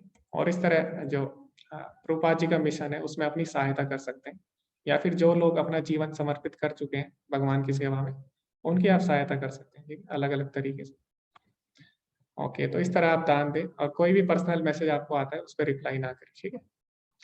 ओके, अभी हम आगे चर्चा करेंगे, और कल हम सबसे उनका अनुभव भी पूछेंगे, तो आप सब लोग तैयार रहना कल, क्योंकि लास्ट दिन हमारे कोर्स का, तो कल आप अपना अपना अनुभव साझा कर सकते हैं। ओके, हरे कृष्णा निरंकारी प्रभु जी। हरे कृष्ण प्रभु जी। मैंने लास्ट 3 क्लास अभी तक ज्वाइन किए हैं, जी जी और जो छूट चुका है वो कैसे इसी टाइम में अगर ज्वाइन करने जाए तो। जी प्रभु जी, आपकी आवाज नहीं आ रही, हरे कृष्णा साफ से। हरे हरे कृष्ण प्रभु जी, मेरी आवाज आ रही है? जी जी जी, हाँ। मैंने लास्ट 3 क्लास अभी तक ज्वाइन किए हैं, इसके जी। पहले एक ही क्लास ज्वाइन नहीं कर पाया, तो वो कैसे ज्वाइन करूँगा, फिर से मैं करना चाहता हूँ। अच्छा अच्छा, हाँ, तो आपको वीडियो मिल जाएंगी, रिकॉर्डिंग जो होती है वो मैं भेजता रहता हूँ ग्रुप में, और उसकी प्लेलिस्ट भी मैं भेज दूंगा जिसमें सारी वीडियोस हैं। और दूसरा, आप ये कोर्स कितनी भी बार कर सकते हैं, बिल्कुल फ्री ऑफ कॉस्ट है। हमारे जितने भी कोर्स हैं, मतलब मंदिर के जितने भी कोर्स हैं, उसमें कोई भी पैसा नहीं लिया जाता। तो आप इस कोर्स को कितनी भी बार कर सकते हैं। जैसे ऐसा नहीं है अभी आप ये कोर्स करोगे उसके बाद आप लेवल 2 में जाओगे, है ना, लेवल 2 फिर लेवल 3, अलग अलग लेवल पे कोर्स होते हैं। तो अभी तो हमने क्या किया, अभी हमने एक आइडिया लिया भगवत गीता क्या है, इसको अभी हमने सही से नहीं पढ़ा। अभी हमने एक हल्का सा इसका आइडिया ले लिया, ठीक है, हल्का सा हमें सारांश पता लग गया कि भगवत गीता आखिर है क्या, उसका संदेश क्या है। अभी हम इसको और अच्छे से पढ़ेंगे लेवल 2 और 3 में। उसके बाद हम अनेक ग्रंथ बाद में फिर और भी पढ़ेंगे, भक्ति रसामृत सिंधु, उपदेशामृत, ईशोपनिषद, इस तरह हम और भी शास्त्र पढ़ेंगे आगे के लेवल में। तो आप क्या कर सकते हैं, लेवल 2 में भी अगर आप चले जाते हैं फिर भी आप लेवल 1 कर सकते हैं। जैसे कई लोग हैं यहाँ पे, वो लेवल 2 में है, कोई लेवल 3 में है, फिर भी वो लेवल 1 कर रहे हैं। तो जितना आपके पास समय है आप उतने कोर्स कर सकते हैं, और इसका कोई भी चार्ज नहीं लिया जाता। जी प्रभु जी, आप लिस्ट भेज दें तो। जी जी, मैं लिस्ट भेज दूंगा वीडियोस की। जी प्रभु जी, धन्यवाद। हरे कृष्णा। हरे कृष्णा पायल माता जी। हरे कृष्णा प्रभु जी। जी जी। मेरा पहला प्रश्न है कि ये दूसरा वाला लेवल हम कब शुरू करेंगे? प्रश्न है कि जी मुझे ऐसा लगता है कि ईश्वर मतलब हम सभी लोगों को अच्छे से रहने का शौक है, और मैं बहुत सारे लोगों को देखती हूँ जो भक्ति में होते हैं तो वो अपना मतलब रहने का तरीका एकदम बदल देते हैं। पर मेरा एक्चुअली प्रोफेशन भी ऐसा है कि बहुत ज्यादा सादा मैं रह नहीं सकती हूँ, और मुझे थोड़ा सा प्रेजेंटेबल रहना अच्छा लगता है, वो भी ईश्वर के कि उन्होंने बनाया है और इतना सक्षम बनाया है कि रहना चाहिए। तो मुझे कई बार लगता है कि क्या ये दिखावे में आएगा, या मुझे, अगर मैं भगवान की भक्ति कर रही हूँ तो मुझे ये सब चीजें नहीं करनी चाहिए। मुझे समझ में नहीं आता मैं क्या करूँ, बताइए। कि अगर आपका प्रोफेशन ही ऐसा है जिसमें ऐसा करना पड़ रहा है तो उसमें गलत बात नहीं है। उसमें कोई, लेकिन हमारा अल्टीमेट एम होना चाहिए, हम भगवान की प्रसन्नता के लिए होना है। जैसे अभी हम मान लो आप कोई भी जॉब कर रहे हैं, आप किस लिए कर रहे हैं, आप कर रहे हैं मैं अपने साइकोलॉजी। हाँ हाँ हाँ, आपने बताया था, तो अभी आप अपने सर्वाइवल के लिए कर रहे हैं ना। जी, हाँ, ये लेकिन डिमांड है, अगर मैं नहीं हाँ तो जी, जी। वो प्रोफेशन में फिर जी, उतना जी, वही मैं बोल रहा मेरा हूँ। आप फिर अगर आप अभी सर्वाइवल के लिए कर रहे हैं, लेकिन आप अपना सर्वाइवल क्यों चाहते हैं? अब वहाँ पे क्वेश्चन अलग हो मेरा जाता है। तो जितना पैसा तो आता है मैं हाँ, भगवान का है जी। वो सब काम में लगाना चाहती जी, तो फिर सही है। अगर आप इसीलिए सर्वाइव कर रहे हैं कि बस हमें भोग करना है, तो वो गलत है। अगर आप इसलिए सर्वाइव कर रहे हैं कि हम भगवान की और अच्छे से सेवा कर सकें, है ना? हमें अपनी बॉडी को सही रखना है, अपने सब हूँ। हो चीज़ मेंटेन सकता है कि रखना है। मुझे कभी आगे ऐसी हाँ, प्रेरणा आए तो शायद हो सकता है कि मैं छोड़ भी दूँ। पर हमारे यहाँ जब हम एकदम ऐसे भी बंद करके निकलेंगे तो भी फिर सब लोगों को लगेगा कि अचानक लोगों को लगता है कि लोग जब दुःख में होते हैं तब भगवान को पाते हैं, तो इसको कोई दुःख हुआ है तो ही ये दुःख भगवान को मतलब और कई बार अगर छोड़ भी दो तो भी लोग शांति से नहीं रहने देंगे। उसमें उनका ये रहेगा कि अगर भक्ति है तो मन ही मन करो, ये सब छोड़ कर के दिखाने नहीं, की भी क्या ज़रूरत नहीं है? ऐसा नहीं तो है। वो बड़ी स्थिति खराब हो ऐसा जाती है नहीं है, तब। दिखाने के लिए देखो हमने पहले ही बताया था कि दिखाने के लिए जब लोग गलत काम करने में शर्माते नहीं है आजकल, है ना? आपने देखा होगा। तो फिर हम भक्ति करने में जी। क्यों शर्माएं? जब लोग गलत काम करने वाले अपना काम करते हैं, चाहे वहां पे लिखा भी रहता है यहाँ पे ये काम करना मना है, हुँ, फिर भी वो करते हैं। तो फिर हम भक्ति करने में ऐसा क्यों हुँ। शर्माएं? तो हमें सोचना चाहिए, हमें उनके बारे में क्यों सोचे जब वो हमारे बारे में नहीं सोचते हैं ना। तो इस तरह हमें भगवान की सेवा करनी है किसी ना किसी तरह, ठीक है? हमें शर्माना नहीं है जी, किसी से, कुछ नहीं होना चाहिए जी, हमारे। जी। जी, जी, जी। प्रभु जी धन्यवाद। हरे दूसरा कृष्ण। कोर्स कब शुरू करेंगे इसका लेवल 2? अ, दूसरा दूसरा कोर्स जैसे ही ये कोर्स खत्म होगा उसके बाद शुरू हो जाएगा। तुरंत बाद आपको एक ग्रुप में ऐड कर दिया जाएगा। अभी शायद ऑटोमेटिक हो गया है। अभी ऐसा हो गया कि आप अगर लेवल 1 की क्विज़ करते हो अभी खत्म तो आप अपने आप ऑटोमेटिकली उसमें जॉइन हो जाओगे लेवल 2 में। लेकिन नहीं होते तो फिर शायद उसके लिए भी आपको अलग से लिंक भेज दी जाए फिर। ऐसा भी हो सकता है। बस आपको क्या चाहिए, बस आपको एक राउंड हरे कृष्ण महामंत्र अगर आप कर रहे हो तो आप लेवल 2 में जा सकते हो। बस वो चाहिए आपको, ठीक है? कोई भी सर्टिफ़िकेट वगैरह कुछ उसकी आवश्यकता नहीं है। जी माता जी, जी। हरे कृष्ण। ओके, किसी का प्रश्न नहीं है अभी। जी, निरंकारी प्रभु जी पूछ रहे हैं। हरे कृष्णा प्रभु जी। जी, प्रभु जी धन्यवाद। धन्यवाद माता जी, हरे कृष्ण। जी प्रभु जी, हरे कृष्णा। हरे कृष्णा प्रभु जी। जी प्रभु जी। प्रभु जी एक्चुअली मेरा प्रश्न नहीं है, अभी मैं प्रश्न को सुन रहा था। जी, तो जी। हाँ, तो उसी के आधार पर मुझे जो लगता है कि सर अपना जो नैतिक कर्तव्य है, हमें अपने कर्तव्यों का निर्वहन करना चाहिए। क्योंकि जी, मैंने ये देखा कि प्रभु श्री राम जी से मैंने ये सीखा कि उन्होंने नैतिक कर्तव्य और उन्होंने पुरुषोत्तम की भी उपाधि दी जाती है और अपने परिवार को भी उन्होंने त्याग दिया अपनी जो उनकी पॉपुलेशन थी उसके लिए। लेकिन फिर जब वो रिटर्न बैक होके आते हैं अपने अयोध्या धाम, आफ्टर सीता जी को साथ में लेके आते हैं, उसके बावजूद भी उन्हें अपनी जनता से कहीं ना कहीं उसको प्रतिरोध के रूप में उन्हें सामना भी करना पड़ा। तो कहने का मतलब है कि हम अपने कर्तव्यों का निर्वहन करते रहें और जी, जी, बिल्कुल पॉपुलेशन सही। तो अपना कार्य करती ही रहेगी। जी, जी। तो मतलब हमारा मुख्य उद्देश्य होना चाहिए भगवान की सेवा। तो जैसे भक्ति। अर्जुन अभी युद्ध कर रहा है, लेकिन वो किसके लिए कर रहा है? वो इसलिए नहीं कर रहा कि मुझे भोग करना है, मुझे राज्य चाहिए। उसने तो बोल दिया, मुझे अगर तीनों लोक भी मिल जाए तब भी मैं युद्ध ना। फिर भगवान ने उसे बताया कि अगर कोई काम करना है जीवन में तो क्यों करना है?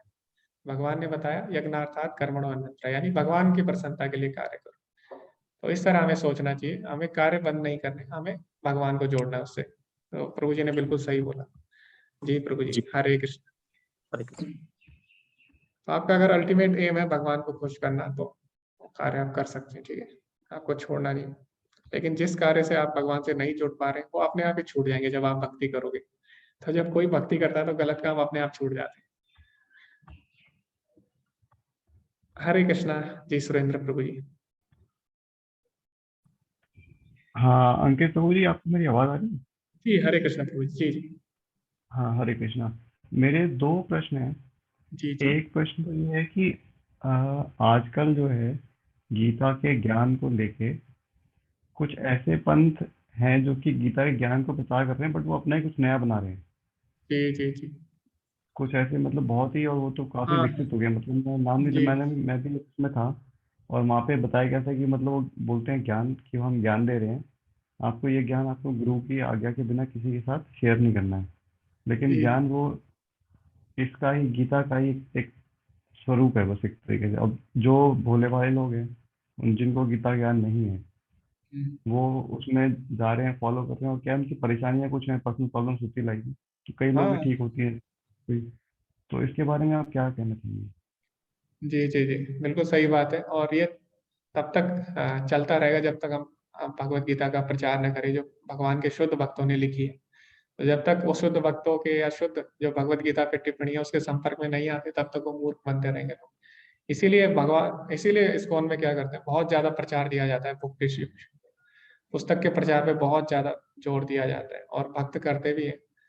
और भक्त हर जगह जाते हैं पुस्तक के प्रचार के लिए। तो अभी भगवत गीता जयंती थी, उसमें भी लाखों गीताएं पढ़ती उस समय भी। तो उस समय लोग फ्री में भी सब बांटते हैं, ठीक है, कई लोग खरीद के। इस तरह हम बांट सकते हैं अपने आसपास। हम भगवत गीता, जैसे हम जन्मदिन होता है किसी का, हम उसको खिलौना वगैरह देते हैं, कुछ भी दे देते हैं, वो टूट जाता है एक टाइम बाद में। तो हम उसको भगवत गीता दे सकते हैं। किसी की शादी होती है, उसको हम क्या गिफ्ट दें, भगवत गीता दीजिए। तो इस तरह हम जितना प्रचार करेंगे, हमें ये सोचना है बस हम भगवत गीता किस तरह दें दूसरों को। तो जितना हो सके हमें, जो भगवान के शुद्ध भक्तों ने, जैसे प्रभुपाद जी ने जो गीता लिखी, वो हम जब तक नहीं देंगे तब तक ऐसा चलता रहेगा। ठीक है प्रभु जी, हमें ऐसा करना जी चाहिए। जी प्रभु जी। और प्रभु जी एक प्रश्न और है। आप थोड़ा और, आपने जो पहली क्लास में बताया था कि जो ये गीता हम पढ़ रहे हैं ये प्रभुपाद जी द्वारा और जो उनके गुरुकुल से उन्हें सीखा हुआ है वही आप बता रहे हैं, लेकिन ये भी बताया था आपने कि 800 तकरीबन टिप्पणियां हैं गीता पे। जी जी जी, तो और सारी जैसा, ऑथेंटिकेटेड नहीं, प्रमाणिक नहीं है हाँ सारी। सारी, और जैसे ये गीता प्रेस गोरखपुर है, उनकी भी मतलब उन तो गीता से ही नाम रखा हुआ है, उनकी भी काफी सारे वेद और पुराण वो जी सब जी जी छापते हैं। जी जी जी, बिल्कुल तो सही है। तो तो चाहिए जैसे मान लीजिए कि मैं अभी आपसे ज्ञान ये गीता समझी आपसे जितना भी, और आगे समझेंगे मान लीजिए, और उस गीता से अगर मुझे कुछ, मैंने गीता प्रेस गोरखपुर की मैं पढ़ता हूँ, इसी तरह से हम दूसरे पढ़ते हैं, उससे मुझे कुछ अलग चीजें मिलती हैं, जी पता जी, लगती हैं। मिल उस सकती है बारे में एक्चुअली। क्या किया जाए मतलब? हाँ, एक्चुअली जो अलग अलग लोगों ने गीताएं लिखी है, तो सबने अलग अलग चीज पे ध्यान दिया है। तो जैसे कि मान लीजिए गीता प्रेस जो गोरखपुर है, उनकी भी गीता सही है और अच्छी गीता है, ठीक है। और गीता प्रेस गोरखपुर की ऐसा नहीं है एक गीता है, उनकी बहुत सारी गीताएं आती है, ठीक है। जी राम सुखदास जी की आती है, और उसके बाद आता है शंकरा भाष्य भी आता है। तो अलग अलग उनकी गीताएं आती है, और सब पे अलग अलग चीजों पे जोर दिया गया है। जैसे जो ज्ञान योग के मार्ग पे है, उन्होंने ज्ञान योग पे ज्यादा जोर दिया है, और जो अष्टांग योग के मार्ग पे है, उन्होंने अष्टांग योग पे। इस तरह सबने अलग अलग दिए। लेकिन भक्ति पे जो जोर दिया है, वो बहुत कम लोगों ने दिया है, ठीक है। तो हमारे धर्म में भी अलग अलग तरह से लोग भगवान से जुड़ते हैं, ठीक है, ज्ञान योग से भी जुड़ते हैं अलग अलग। लेकिन भगवान क्या बोल रहे हैं भगवत गीता में, किन के अंडर पढ़नी चाहिए, जो भगवान के भक्त हैं। भक्त्या माम हमें जाना थी यवान चस्वी तत्व, केवल भक्ति ही भगवान को समझ सकता है। इसीलिए जो भगवान के भक्ति मार्ग में है, उनकी हमें गीता पढ़नी है, ठीक है। जो संत लोग हैं जो भक्ति मार्ग में हैं, उनकी गीता हमें पढ़नी है। अब दूसरी बात, प्रभुपाद जी की गीता क्यों पढ़े, तो प्रभुपाद जी ने जो उदाहरण दिए समझाने के लिए, जैसे कि जो भी मैं आपको उदाहरण देता हूँ सारे प्रभुपाद जी के उदाहरण हैं, और उन्होंने इस तरह समझाया बिल्कुल सरल भाषा में, और आज के टाइम के हिसाब से उन्होंने उदाहरण दिए, जिससे आप आज के समय के हिसाब से उसको रिलेट कर पाए। तो इसीलिए हमें प्रयास करना चाहिए कि प्रभुपाद जी की जो टिप्पणी लिखे उससे हम सीखें। बाकी ठीक है, अगर आप उसको पढ़ लेते हैं अच्छी तरह, फिर आप दूसरी पुस्तकें पढ़ सकते हैं। लेकिन आप उसको पढ़ लेंगे, समझ लेंगे अच्छी तरह, तो वैसे आवश्यकता तो नहीं पड़ेगी। लेकिन फिर भी आप पढ़ना चाहते हैं अपनी नॉलेज बढ़ाने के लिए, आप पढ़ सकते हैं। लेकिन पहले आप एक गीता पढ़िए अच्छे से। गीता सब एक ही है, बस उसको एक्सप्लेन करने का तरीका अलग होता है। जैसे कोई मैथ्स पढ़ाता है, तो मैथ्स का फॉर्मूला तो सेम ही रहता है, मैथ्स का सिलेबस भी सेम रहता है, लेकिन सारे टीचर अपने अपने हिसाब से समझाते हैं। और हम देखते हैं कि कौन सा टीचर हमें अच्छे से समझा पा रहा है, तो उसके हम उस पर ज्यादा ध्यान देते हैं। तो इसीलिए अभी जैसे मैंने भी जितनी गीता पढ़ी, तो मैंने देखा प्रभुपाद जी ने जो उदाहरण दिए हैं बिल्कुल सटीक और आसान है, उससे हम जल्दी भगवत गीता समझ सकते हैं। तो इसीलिए पहले हमारा जो ध्यान होता है वो प्रभुपाद जी की भगवत गीता, और उसका बहुत ज्यादा प्रचलित भी है, काफी लोग उससे समझे हैं, सीखे हैं, और काफी प्रशंसनीय भी है। तो इसीलिए ये भी है एक फैक्टर, बहुत सारी चीजें हैं। तो आप एक बार ट्राई करिए, और फिर उसको अच्छे से समझने के बाद फिर आप दूसरी भी ट्राई करिए, ठीक है। फिर आप देख सकते हैं फिर उसके बाद अंतर। ठीक है प्रभु जी। हाँ प्रभु जी बहुत बहुत धन्यवाद, बहुत जी बहुत जी अच्छे से। जी जी प्रभु जी, हरे कृष्ण। ओके तारू, माता जी हरे कृष्णा। हरे कृष्णा प्रभु जी। जी हरे कृष्णा प्रभु जी, जी जी।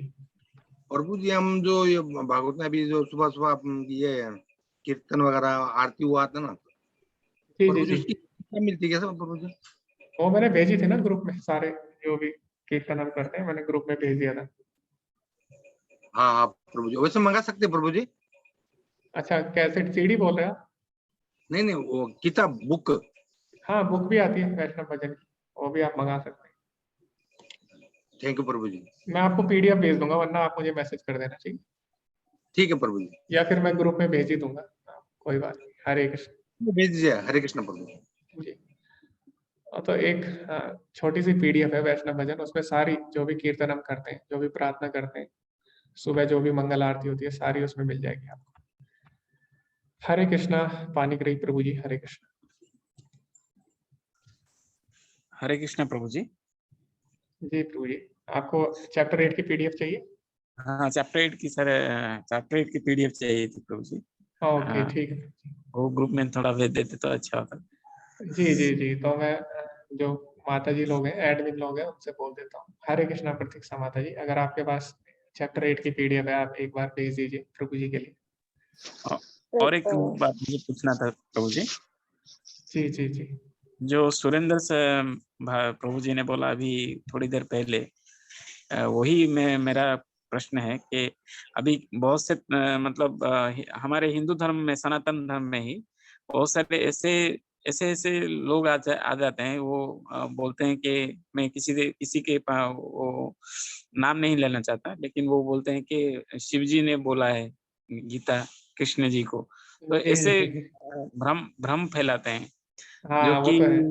वो मैं उसका उस तत्व का उन लोगों का नाम हाँ नहीं हाँ, मैं लेना समझ चाहता, गया। लेकिन वो सिचुएशन को जो परिवार में किसी का कोई चला जाता है तो वो उसका फायदा उठाते हैं और उनको ऐसे मोटिवेट करते हैं कि वो ये भगवान के जो हमारे जो ग्रंथ हैं, शास्त्र हैं, उसे छोड़ देते हैं और वो जो बताते हैं उसके वो पथ पर वो जी चले जाते हैं। जी और जी उनको बिल्कुल। करना भी बहुत मुश्किल होता है अगर कोई हाँ परिवार में उस लाइन में जाता है।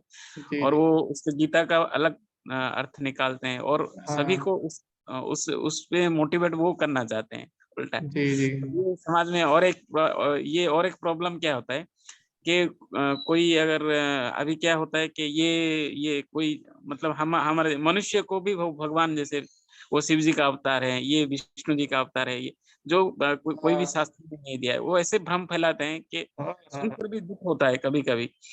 और ये प्रभु जी इसका समाधान भी कोई नहीं है, मतलब वो सुनते ही नहीं है कि ये शास्त्र में नहीं दिया है, ले ये गलत बात है, वो कि वो इसको मतलब एक्सेप्ट ही नहीं करते। जी जी बिल्कुल सही बात है। तो ऐसा हुआ है और हो भी रहा है आजकल। तो प्रभुपाद जी, इसीलिए प्रभुपाद जी ऐसे लोगों को बोलते थे, जो बोलता है मैं गॉड हूँ वो डॉग है, ठीक है, ऐसे लोगों को ऐसे बोलते थे। और आजकल होता ही है। जब प्रभुपाद जी भी अमेरिका गए, उनसे भी पहले यही पूछा, क्योंकि इंडिया की इमेज यही थी कि वहां पे हर कोई अपने को भगवान बोलता है। तो सबसे पहले यही पूछा था उनसे कि क्या प्रभु जी, क्या आप भी गॉड हैं? तो प्रभुपाद जी ने बोला कि नहीं, मैं भगवान नहीं हूँ, मैं भगवान का सेवक हूँ। फिर उसके बाद बोला नहीं, मैं सेवक भी नहीं हूँ, मैं भगवान का सेवक बनने का प्रयास कर रहा हूँ। तो सबसे पहले अगर आपको पहचानना है कौन सही है कौन गलत, तो सबसे पहले यही है उसका। जो बोलता है मैं भगवान हूँ, तो यानी बिल्कुल गलत है वो। सबसे पहले आप वहीं से फिल्टर हो जाएगा। तो इसी में आधे लोग तो ऐसे ही फिल्टर हो जाएंगे। तो ऐसे लोगों से हमें बच के रहना चाहिए। और जो भी भगवान है उनके बारे में शास्त्रों में दिया है, कब आएंगे, क्या उनके माता पिता तक के नाम दिए, तो हमें ऐसे लोगों को भगवान नहीं मानना चाहिए। तो ठीक और है, सर, लोग मूर्ख बन रहे हैं और उसमें तो है कोई नो ऑप्शन, कोई वो भी नहीं है तरीका, वो कन्विंस ही नहीं होते। आपकी बात बिल्कुल सही है, तो और हम उनके शास्त्र लिए में प्रार्थना कर सकते हैं। प्रभु जी, शास्त्र में तो ये क्लियर मेंशन है, जो व्यास जी ने लिखा है महाभारत, उसमें तो क्लियर मेंशन है कि कृष्ण ने ही गीता का मतलब हाँ बिल्कुल सही ज्ञान बात है। दिया है। उससे जी पहले ना कोई दिया है, उसके बाद ना कोई देगा। वो हाँ, वो तो तो बात है। झुटला नहीं सकता कि भगवान कृष्ण ही नहीं। और वो क्या बोलते हैं, अभी वो निराकार को पूजा करते हैं। हाँ मैं समझ मतलब गया आपकी बात। वो बोलते हैं कि कृष्ण के अंदर से मैं एक जन्म ही हाँ की वो बोलते परिवार में हैं। मेरा भी रूप हाँ वो बोलते हैं कि कृष्ण के अंदर वो से एक निराकार बोल रहा है, और उस निराकार की शरण में हाँ हमें जाना निराकार बोल, चाहिए। हाँ हाँ जबकि वही ऐसा वही जबकि ऐसा कहीं भी भगवान ने नहीं बोला है। भगवान बोलते हैं मत बना भव मत भक्तो, ठीक है, मेरे भक्त बनो, भगवान ये नहीं बोले मेरे अंदर जो निराकार है उसके भक्त बनो। वो तो ऐसा कुछ इसीलिए नहीं। तो अवतार लिए कि उनका जो रूप है, वो स्वरूप है, वो हृदय में हम हाँ बैठा के हम उनका पूजा करें। जी जी वो इसलिए तो भगवान ने जन्म लिया है, ये राम अवतार लिया है, कृष्ण हाँ अवतार भी लिया है। हम उनको उनका जो चेहरा है, उनका जो रूप है, वो हमारे मन में आए और उनको अच्छे से हम भक्ति कर सके। और जी जी। और ऐसा नहीं है भगवान ने रूप लिया है आपको दिखाने के लिए आप उनके अच्छे से भक्ति कर सके। भगवान का रूप शाश्वत है, ठीक है, अजो नित्य शाश्वत है पुराण। तो जब आत्मा का स्वरूप शाश्वत है तो फिर भगवान का क्यों नहीं हो सकता, वो तो परमात्मा है, ठीक है। तो ऐसा नहीं है भगवान हमको दिखाने के लिए निराकार से उत्पन्न होते हैं, ऐसा नहीं है। भगवान बोल रहे हैं भगवत गीता में हमने पढ़ा, ब्रह्मणो ही प्रतिष्ठा हम, जो निराकार ब्रह्म है उसका आधार मैं ही। तो मैंने उदाहरण भी दिए थे, कोई भी चीज आप देखो निराकार, उसका आधार एक साकार चीज होती है। जैसे कि प्रकाश है, प्रकाश कहाँ से आता है, बल्ब से आता है, सूर्य से आ रहा है। और जैसे खुशबू है, सुगंध कहाँ से आती है, फूल से आ रही है। तो इसी तरह साकार से निराकार अभिव्यक्ति होती है, ठीक है। तो जो भगवान है, जो ब्रह्म है, निराकार ब्रह्म, निराकार ज्योति, वो भगवान का तेज है। और ऐसा नहीं है भगवान हमको दिखाने के लिए ऐसा रूप ले रहे हैं, भगवान का रूप शाश्वत है। भगवान बोलते हैं ना, अव्यक्तो अक्षरम इत्युक्तस्थम आहुर परमाम गतिम यम प्राप्य न निवर्तन्ते तद धाम परमम मम। तो भगवान बोले मेरा शाश्वत धाम है जो कभी भी नाश नहीं होता। तो जब भगवान का शाश्वत धाम है, ठीक है, तो वहां जो भगवान है वो भी शाश्वत है, और वहां भगवान की जो लीलाएं हैं वो भी शाश्वत चलती रहती है। तो हमें ऐसा नहीं सोचना चाहिए कि भगवान निराकार है और हमें भक्ति में जोड़ने के लिए उन्होंने ऐसा रूप ले लिया है, ऐसा बिल्कुल भी नहीं है। भगवान बोल रहे हैं भगवद गीता में, अव्यक्तम व्यक्ति महापन्नम मन्यते माम अबुद्धे। यानी मूर्ख लोगों को लगता है कि मैं अव्यक्त से प्रकट हुआ हूँ व्यक्तित्व के रूप, है ना। तो ये हमें अगर भगवद गीता हम ध्यान से पढ़ेंगे तो जितनी भी गलत थ्योरीज है, जितने भी गलत सिद्धांत है, सबका खुद ही खंडन हो जाएगा, ठीक है। तो इसीलिए हमें चाहिए कि हम भगवद गीता भक्तों के द्वारा जो लिखी है वो पढ़े, क्योंकि भक्त ही भगवान को जान सकता है। वेदेषु दुर्लभम अदुर्लभम आत्म भक्तो। वेदों के द्वारा भी भगवान को जानना कठिन है, लेकिन आत्मा की शुद्ध भक्ति के द्वारा हम भगवान को समझ सकते हैं। तो हमें उन भक्तों की टीकाएं पढ़नी है जिन्होंने अपना पूरा जीवन भगवान की सेवा में लगा दिया है, जिन्होंने अपनी एक एक सांस भगवान की सेवा में लगाई है, क्योंकि वही लोग भगवान को समझ सकते हैं, बाकी कोई नहीं समझ सकता, ठीक है। इसीलिए हमें ऐसे लोगों की टीकाएं पढ़नी। और ठीक है, जो लोग मूर्ख बन गए उनके लिए हम प्रार्थना कर सकते हैं कम से कम कि भगवान इनको भी किसी न किसी तरह अपने से जोड़े। तो जहाँ पे कुछ काम नहीं आता वहां पे प्रार्थना काम आती है। जैसे कि द्रौपदी है, द्रौपदी जब मुसीबत में घिर गई, कुछ भी काम नहीं आया, इतने अच्छे अच्छे पति होते हुए उनके पास, सामने द्रोणाचार्य थे, कृपाचार्य थे, भीष्म थे, इतने बड़े बड़े योद्धा थे, इतने अच्छे अच्छे गुरु थे, लेकिन कभी कभी कुछ काम नहीं आता, ऐसी परिस्थितियां आ जाती है जीवन में। तो उस समय हमें क्या करना है, बस भगवान से प्रार्थना करनी होती है। तो द्रौपदी ने क्या किया, जब कुछ काम नहीं आया भगवान से प्रार्थना की। तो जब कोई नहीं मान रहा, कन्विंस नहीं होता, कुछ भी नहीं हो रहा, तो हम उनके लिए प्रार्थना कर सकते हैं, ठीक है। तो लास्ट में यही बचता है हमारे पास। हरे कृष्ण दिलीप प्रभु जी। हरे कृष्णा प्रभु जी।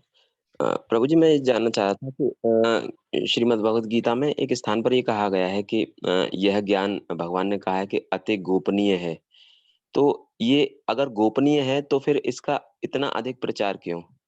जी, तो भगवान का अर्थ गोपनीय है, मतलब ये है कि बहुत ही कम लोग इसको समझ पाते हैं। जैसे लिखा तो है ये, लेकिन बहुत कम लोग समझ। आप देखिए ना खुद, भगवान क्या बोल रहे हैं, मनुष्याणाम सहस्रेषु कश्चित् यतति। 7वें अध्याय के 30वें श्लोक में बोलते हैं कि हजारों मनुष्य हैं, हजारों मनुष्य में से कोई एक ही सिद्धि के लिए प्रयत्नशील होता है, भगवान को समझने के लिए, है ना।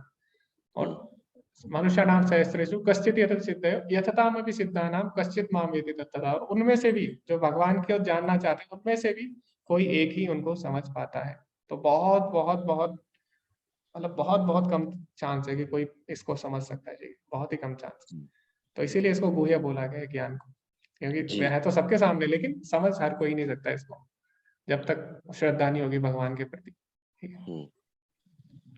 ठीक है जी, हरे कृष्णा। हरे कृष्णा। और अंत में भगवान बोलते भी हैं कि जो मेरे इस ज्ञान का प्रचार करता है उससे अधिक प्रिय मुझे संसार में कोई भी नहीं है। तो कल के अध्याय में हम देखेंगे ये चीज सारी, कल भगवान बोलने वाले भगवद गीता की जो ज्ञान की महानता है उसके बारे में। हरे कृष्णा। शुभम प्रभु जी। ओके, अभी समय हो चुका है, एक और क्वेश्चन हम लेंगे इसके बाद। जी हरे कृष्ण। जी जी प्रभु जी।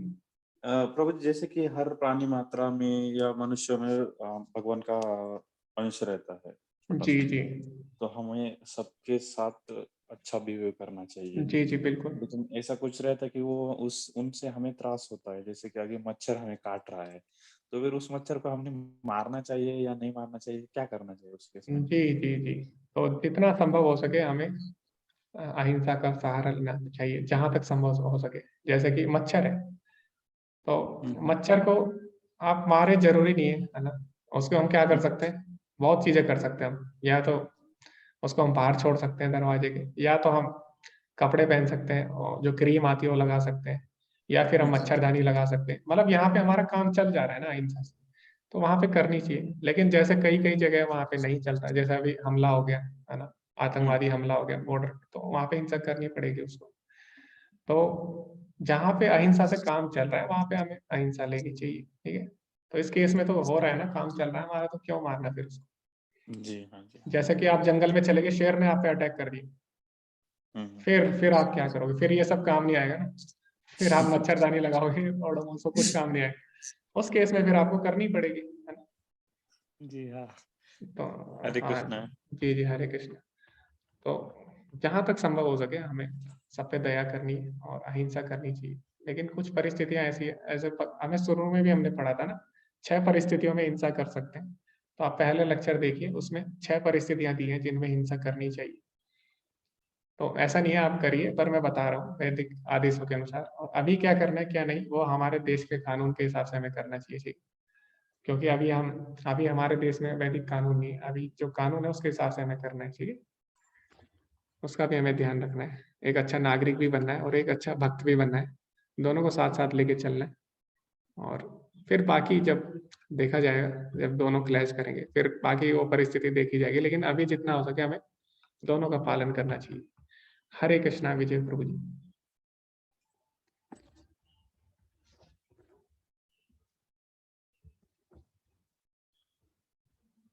हरे कृष्णा विजय प्रभु जी, आप अनम्यूट करिए। उसके बाद हम एंड करते हैं आज का सेशन। काफ़ी समय हो चुका है। ओके, तो प्रभु जी अनम्यूट नहीं कर पा रहे किसी कारणवश।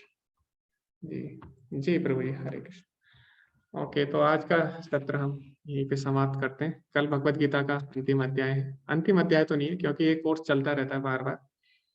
तो ये जो अभी भगवत गीता 18 डेज है, इसका अंतिम अध्याय है। उसके बाद दोबारा से आरंभ होगा अगले महीने।